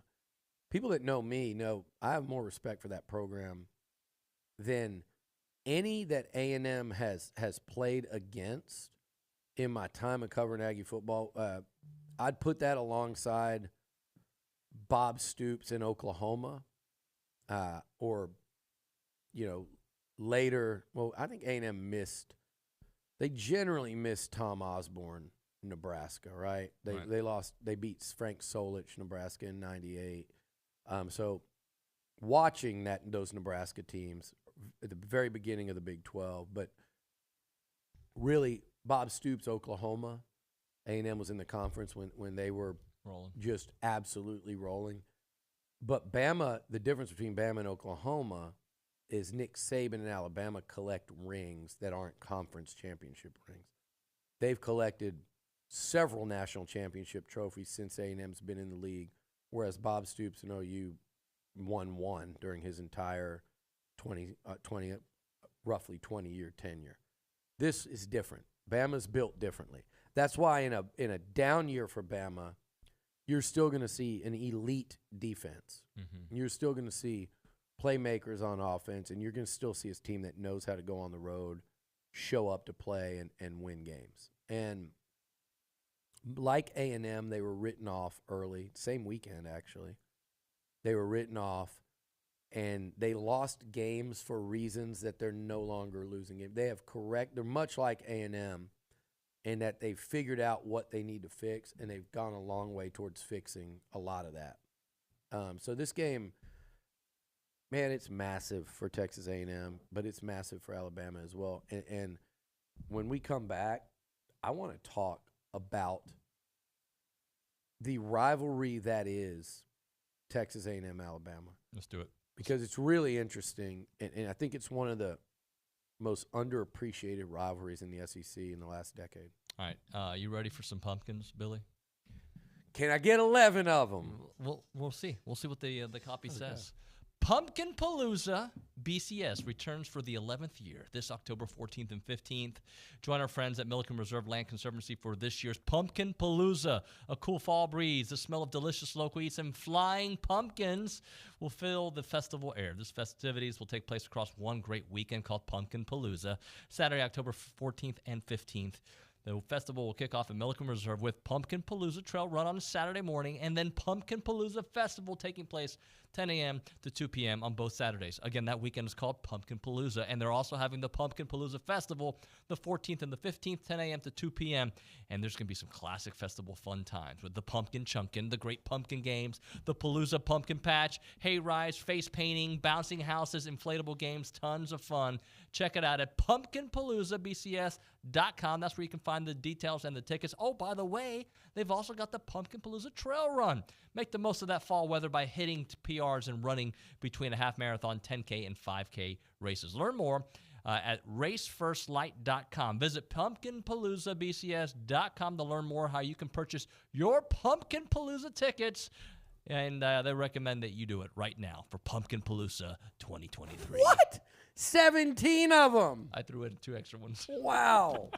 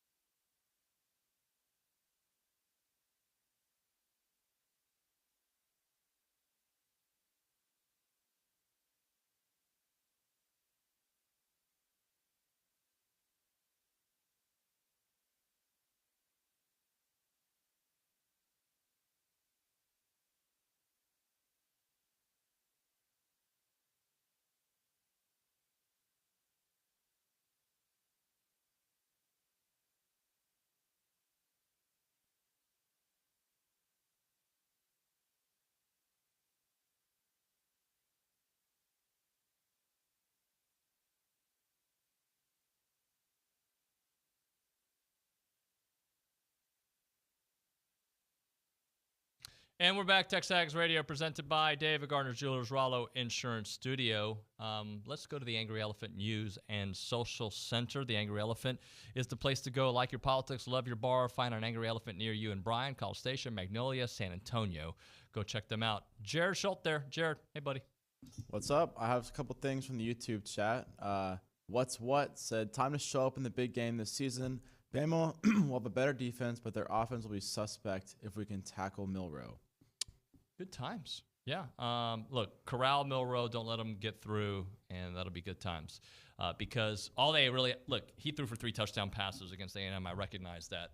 But I think if you can force them into throwing situations, you can feast. You can absolutely feast. And they've been so good at stopping the run. I was a little worried the first part of the game where Arkansas was able to convert on third downs. They converted 4 out of their first 5 in that first drive. 3rd and long, 3 different times they converted. So that is certainly something that I will keep my eye on. I see a lot of people on the YouTube page. Hopefully you can like, comment, subscribe, but definitely subscribe. Trying to get those numbers up there. So go to the YouTube page. If you listen to us on The Zone or watch us on the CW or however you take in the show, would really appreciate for you to subscribe to our page, trying to get those numbers up there. Also, that gentleman that Billy was talking about, Steve, his name is Steven. You can find his comment. If you go to the Luchador page, I think you should let them know what you think. You'll see it on the YouTube page on the link there. Let's get one more in there, Jared, shall we? 979 says, eat that donut. David, it's tying you down. I don't eat other people's donuts. You want to eat it so bad, David. You want to eat it so bad. No, I don't. Somebody's hands have been on it. Their mouth has been on it. No, that's disgusting. I don't eat other people's donuts. It's not my thing. I never will. So, good times. All right, Billy, you wanted to get into the fact this rivalry that has become between Alabama and A&M, considering all the history that the last 10, 12 years. But what we've seen the last 2, now 3 years, we'll see how this game plays out, but games coming down to the wire. Where do you want to take it? I just think the rivalry, and it's why you're so glad. One of the reasons that Arkansas game was so big was to make the difference in this game with A&M losing to Arkansas versus going out and winning the way they did. What it's done for the spotlight, the interest level, what's at stake. This Bama rivalry has been pretty damn significant since A&M joined the SEC. And because it has nothing to do with the historic rivalry, and because Bama's won 10 out of 12, it's hard to look at it the way you kind of want to look at it. It's hard for people around the league to see it, but I think it's been a fascinating rivalry. You had all the natural tie-ins between A&M and Alabama to begin with, starting obviously with Bear Bryant and Gene Stallings, and it goes on and on. But A&M to win the first one the way they did against the defending champs and the eventual champ Alabama in Tuscaloosa with Johnny Manziel, basically clinched the Heisman Trophy that day. He never looked back after that. 2013, the stakes were through the roof high in that showdown. That was the early game of the year in college football, 49-42 Bama. That was a massive football game at Kyle with Manziel as the returning Heisman Trophy winner, Nick Saban seeking revenge, and Bama as the defending champs looking for revenge. Later on in this series, you saw there was a couple games at Kyle Field that were really competitive. The one with Gilly blocking the punt and Myles Garrett kind of going off in the second half there. There was there was a game at Bama. Trevor Knight and Christian Kirk and company. Trevor Knight and Christian Kirk were A&M, and that was peak Bama that year. And the Aggies led that game at halftime, and Bama was saying, here we go again. There was the Bama revenge game at Bryant-Denny where they won 59-0, and it felt like Saban was running up the score because the last time A&M had been there. Then there's all this stuff between Jimbo and Nick Saban. There was the I want to beat his ass while he's playing quote, or while he's still coaching quote. And then A&M followed it up with that unforgettable upset here at Kyle Field in 21. Calzada's heroic effort. Then you had, the last, the way they won it on the last second, walk-off, Seth Small, field storming. Then they went up. Then you had the offseason with Jimbo holding literally a press conference to rip Nick Saban's ass about what Saban said, unprompted, about A&M on tape in front of a bunch of boosters. So the bad blood was real then. Right. As real as you're almost ever going to see between two high-profile head football coaches, much less two that everyone always assumed were super close because of their background. And then A&M comes out and almost beats Bama the following season as a heavy, heavy underdog in Tuscaloosa, where they take it down to the last play, and everybody in attendance were thinking, oh, no, here we go again. And now you've got this one. This has been a really nice rivalry for one that was one-sided, in terms of the win-loss ledger. And in fairness, Bama's one-sided against everyone in the win-loss ledger since Saban's gotten it rolling. This thing's been fascinating, and I think Saturday will be just another chapter. And I think you're going to look up and say that the last 3 games between A&M and Alabama have been incredibly competitive, and that is one of the things. There's a lot that A&M still has to do to get where they want to be under Jimbo Fisher or as a program in general. But one of the things we knew when they joined the SEC was they have to start beating and playing with and being on the level of Alabama and LSU. And I don't mean level of in terms of championships, because that's going to take a long time to – you're going to be happy if you just get one here. And if you can get a couple, they're incredible. But level of as in being able to line up and play with them year in and year out and win your share of the ball games. Okay, so they're 1-1 in their last 2 against Bama. Bama's coming in here with what's starting to feel like essentially a coin flip game for Game 3. If the Aggies can win Saturday and go 2-1 against Bama, and against LSU in 5 years, Jimbo Fisher's 3-2. If you can Bama 2 out of 3, LSU you beat the last time you played them, you're 3-2 against them overall. You will have done that. And I'm not saying A&M will be on the level of a program that Bama is. But if you win 2 of 3 against them, and you've won 3 of 5 against LSU, and you're recruiting the way you're recruiting this year, the way you recruited in 22, the one thing, not the one, but one of the major things you will have done that you needed to do to get there is to get on the level of Bama and LSU. It was close that gap, level the playing field. Win or lose, I think they've done that. But to really stamp that and make it an actual thing where you can say it without anyone that's not wearing maroon and white, that no one can really counter, is to say, we've leveled up with Bama and LSU. Not in terms of historically but when it comes to lining up and playing those 2 teams that you have to beat in order to get over the top, they will have accomplished that and be at that level. So that's one of the other reasons why this is such a big deal this weekend. It's such a big game. But again, I go back to the most important thing is for Jimbo Fisher and Texas A&M, the goal it really is simple. It's to win the West. Sure, every team that enters the season wants to be in the playoff, whether that's storybook, whether that's high expectation, they want to get there and win. Realistically, for this program, the step that hasn't happened in year 12 is to win the West. And to get there, they have to win Saturday. Yep. And yeah, is there a world they could get there without winning? Yeah, but realistically, to get there, they have to win Saturday. They have to beat Bama. And along the way, they'd make it 2 out of 3 against the Tide, with the one loss being a final play one on the road. So this one's going to be really interesting. And here's the deal. Speaking of those last 2 games, Jimbo Fisher knows he can beat Bama. Everybody in that locker room knows they can win because a good portion of that football team has done it. Anaya Smith has scored 4 touchdowns in a couple games against Bama. Damani Richardson has 2 career picks against Bama, going all the way back to Tua. He's also had a pick, in their victory against them. A lot of those guys were playing a lot against Bama. Last year, all these true freshmen went into Tuscaloosa as 17, 18, or 18, 19-year-olds, and they went toe-to-toe with the Tide for 60 minutes. So there's no fear in that A&M locker room, especially playing at home. I think this is as level a playing field as A&M's had to go in and play Alabama, even going back to 2013.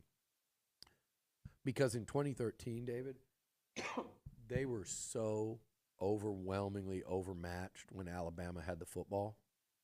With that defense, that was one of the worst A&M defenses we'd ever seen as the season kind of played out. This is probably the most level playing field, in my opinion. It is, since A&M joined the SEC. And I know they won it in 2012, but I don't think people thought that way going into that game. As it turns out, if they would have played another game later in that year, that's a coin flip football game. I think most people would say, hey, with Johnny Manziel and that offensive line and that offense and that veteran defense, it's a coin flip. But going into the game, this is the most evenly matched they've looked. And that is pretty significant when you're talking about what A&M's putting on the field now in terms of talent. But I think it also tells you that Bama, as I've been saying, has come back to the pack just a little bit. They might still be at the top of the pack. That's what they're going to try to prove this Saturday. All right, let's hit a break. When we come back, I do want to talk about some other SEC situations and just college football situations. Right now, we're talking Costa Vida.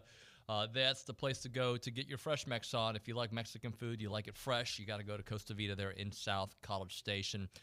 They deliver high-quality food there. It just tastes much, much better there. Holly's been in the restaurant business for a long, long time and chose to open Costa Vida because she believes in that quality of food that they have there. Laid-back, counter-served, Baja-inspired Mexican restaurant. They call it the ultimate fresh Mex, made your way, exactly the way you love it. Everything is fresh and scratch-made. You can taste the difference where every single ingredient matters there. They've got the awesome signature dishes, the sweet pork quesadillas, the raspberry chipotle chicken salad, the shrimp taco mango salsa. You name it, they have it out there. And, for game days, we're going to hear real soon from Holly, like where they're going to be. They'll be all over campus because that's what they do. You can go there on a game day to the actual South College Station location, or you can just go all around Kyle Field and you'll find them. They are going to be there. It is Costa Vida. You got to check them out in South College Station, 4501 Mills Park Circle in College Station. It's Costa Vida, Aggie owned and operated Costa Vida.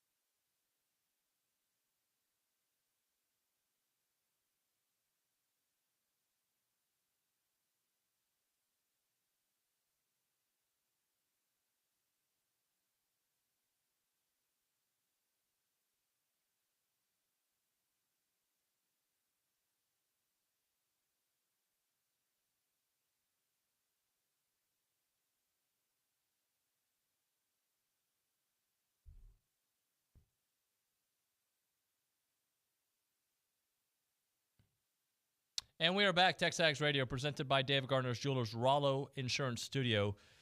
Billy, what do we make of some of this chaos or just issues we're seeing around the SEC for other teams? Like, are we going to get a couple of teams? Let me rephrase this. A 2-loss SEC West champion is very possible. Yeah. I don't know if a 3-loss team, but no, I don't think that. That would be absolute chaos. And look, the winner of Bama A&M, and again, in particular if it's Bama, you might have a 0 or 1 loss SEC champ, SEC West champ. What are you getting at? Playoffs or? I'm just talking in general. Like, it's wide open. It's so wide open, and there's like, I don't know if I believe in Tennessee. I know they're good at home. I don't know if I believe in anybody. That's the thing. I thought Ole Miss was going to get smashed. They by did this. LSU. I did, and I was wrong. Ole Miss, Texas A&M, LSU with 2 losses but only 1 conference loss, and Alabama. All 4 of those teams are very much. No one would laugh at anyone right now for picking any of those 4 teams as your eventual West champ.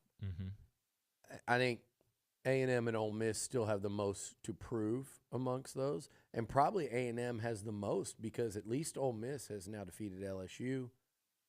LSU can kind of lean on last season. Bama has defeated Ole Miss. So the Aggies probably have the most to prove. Up next would be Ole Miss because they've got to prove they have staying power and can do it week to week. In the East, yes, Georgia is still, I think, the overwhelming favorite. But I said before the season I thought Georgia would lose a conference game. I still do. Could that be to Ole Miss? Could that be to Tennessee? Could that be to Kentucky? South Carolina is still dangerous with Rattler in that offense. Missouri's undefeated. But what I think is the most fascinating is every team in this league, almost, this is the first time I've said it where I think almost anyone can beat anyone on a given Saturday. Vandy notwithstanding. But you look at the East and South Carolina and Kentucky and Tennessee. Florida is one of the ones that's kind of left out of that, but yet they pummeled Tennessee at home. So you have to kind of throw Florida in there. In the West, you kind of leave Auburn out of that. But then again, they just almost beat Georgia, who's won like 30 games in a row. So how do you leave them out? But the eyeball test makes me say I want to leave Auburn out. But even if you did, what Arkansas did in Baton Rouge a week ago, Ole Miss, Mississippi State is another one, but it's like, do you want to face them with Will Rogers, on kind of an in-between week? So I look at A&M's schedule and I see, like, let's say they beat Bama. And regardless of what they do against Tennessee, those South Carolina, Mississippi State games are dangerous because the gap, even if A&M's good enough to beat Bama Saturday, it's not that wide. So this weekend, Kentucky can beat Georgia. Yeah. They can. Missouri at 11 a.m. is a very dangerous game for an LSU team going up there to play an early morning game coming off the emotional 60 minutes of insanity war they were just in with Ole Miss. They're going to go on the road again now at an 11 a.m. game against a capable Missouri team that's confident and undefeated. That's a dangerous game for LSU. You know what's another dangerous game? Would be Ole Miss playing Arkansas. Because for as much as Ole Miss thinks they're doing something defensively, they got shredded by LSU. They did. They almost lost that game because LSU had 40. By the way, bad coaching, in my opinion, by Lane Kiffin. He did a hell of a job all night. But how on earth you wouldn't just sit there and run that clock and kick the field goal to win it, chip shot, versus giving LSU 45 seconds, which almost really, had it not been for LSU, and by the way, just to show you that other teams do it, 2 pre-snap penalties set them back 10 yards. They had the ball on the 15 or so yard line. Those 2 pre-snap penalties are probably why they lost that game and couldn't get it in the end zone. Time wasn't the issue there. I mean, it wouldn't have been had they had it at the 15. Kiffin left them way too much time, in my opinion, when you could have just won the game on chip shot field goal. I know that the wrestling match between score, touchdown, don't leave it in the hands of the snap, the hold, the kick, but that was essentially going to be an extra point. And I just felt like you wanted to leave them no time. I would have thought about kneeling it, letting some time run, timeout, run a play or two, then kick the field goal maybe. Right. But point being, that LSU team that took Ole Miss to the last play, a week earlier got taken to the last play by Arkansas. So while everyone's this high on Ole Miss right now, I would say don't think there's some massive gap between Ole Miss and an Arkansas team with KJ Jefferson that can go in there and score and produce points. So everyone in this league can beat anyone week to week, and that's what everyone's dealing with, and that's what A&M will deal with if they were to go beat Bama. Everyone's going to be sky high on the Aggies, but it doesn't change the fact that you look at their schedule and there's winnable/losable games the rest of the way in the league. Yeah. And no one's going to be able to, in my opinion, to rise above that this year. And you saw it last year with LSU winning the West, coming into Kyle Field and getting smoked by what at the time was a 4-7 Texas A&M team. Set a break. We'll come back with some final thoughts, some text messages there on the text line, that and more. You're listening to TexAgs Radio, presented by David Gardner's Jewelers.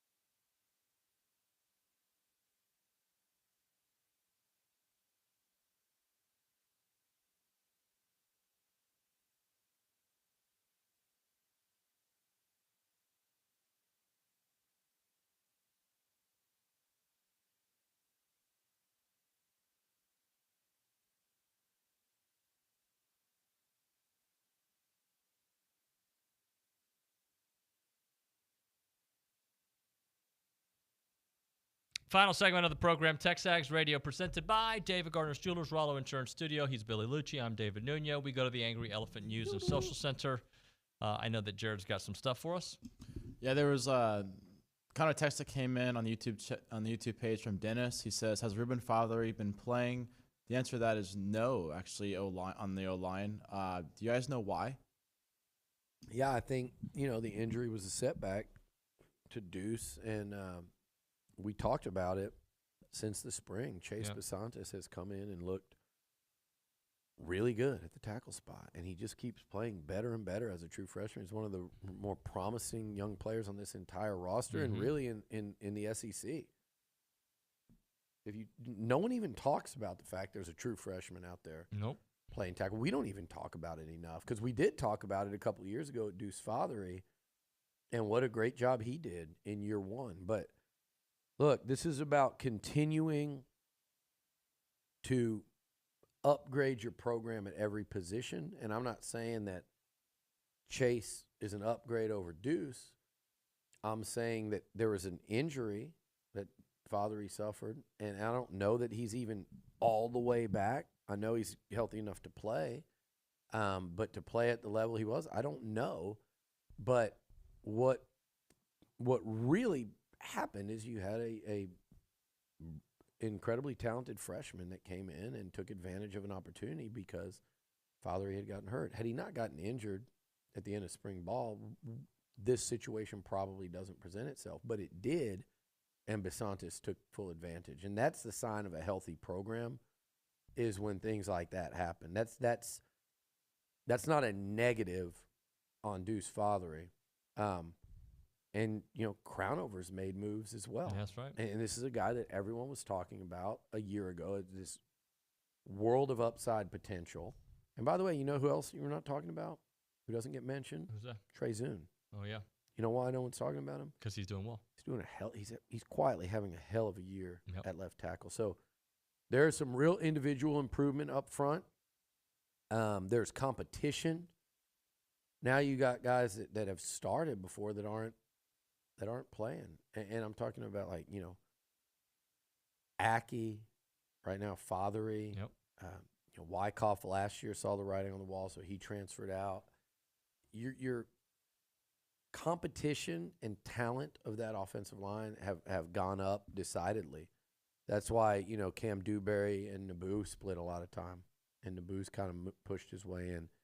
That's competition, and it's a nice thing to see. I do love the way they're playing Dewberry a lot, too, because, A, he's going to be needed at some point, and B, I think your starting guards next year are probably Naboo and Dewberry, or it might be Naboo at center if Bryce Foster goes to the league, and then there's two spots at guard, and Cam Dewberry sitting at number one of all the guys you've got on campus. So it's nice to see what they're doing on the offensive line. We know what they're doing on the defensive line. And speaking of nice, isn't it awesome to see the fruits of your elite level recruiting start to be enjoyed? Like on Saturday, you saw a defensive line loaded with 4- and 5-star talent they were playing as developed veterans. Right. McKinley Jackson, Walter Nolan, Fadil Diggs, Shamar Turner was an animal out there Saturday. Shamar Stewart, LT Overton, Eni White got in the act. Malik Silla was getting pressure. Just to see, and then the veterans, like a veteran like Isaiah Rakes, to see those guys out there dominating the way they did shows you that recruiting and talent really do matter, especially at this level. Thank you, Billy. Appreciate you. Thank you, Nyota. Thank you to Connor O'Gara from Saturday Down South and Olin Buchanan. Tomorrow on the program, loaded. We'll have our former player interviews with Jordan Pugh and Jamie McCoy, Jamie Morrison in studio, the KBTX Roundtable, and more. Thanks so much for watching and listening. We'll catch up with you mañana.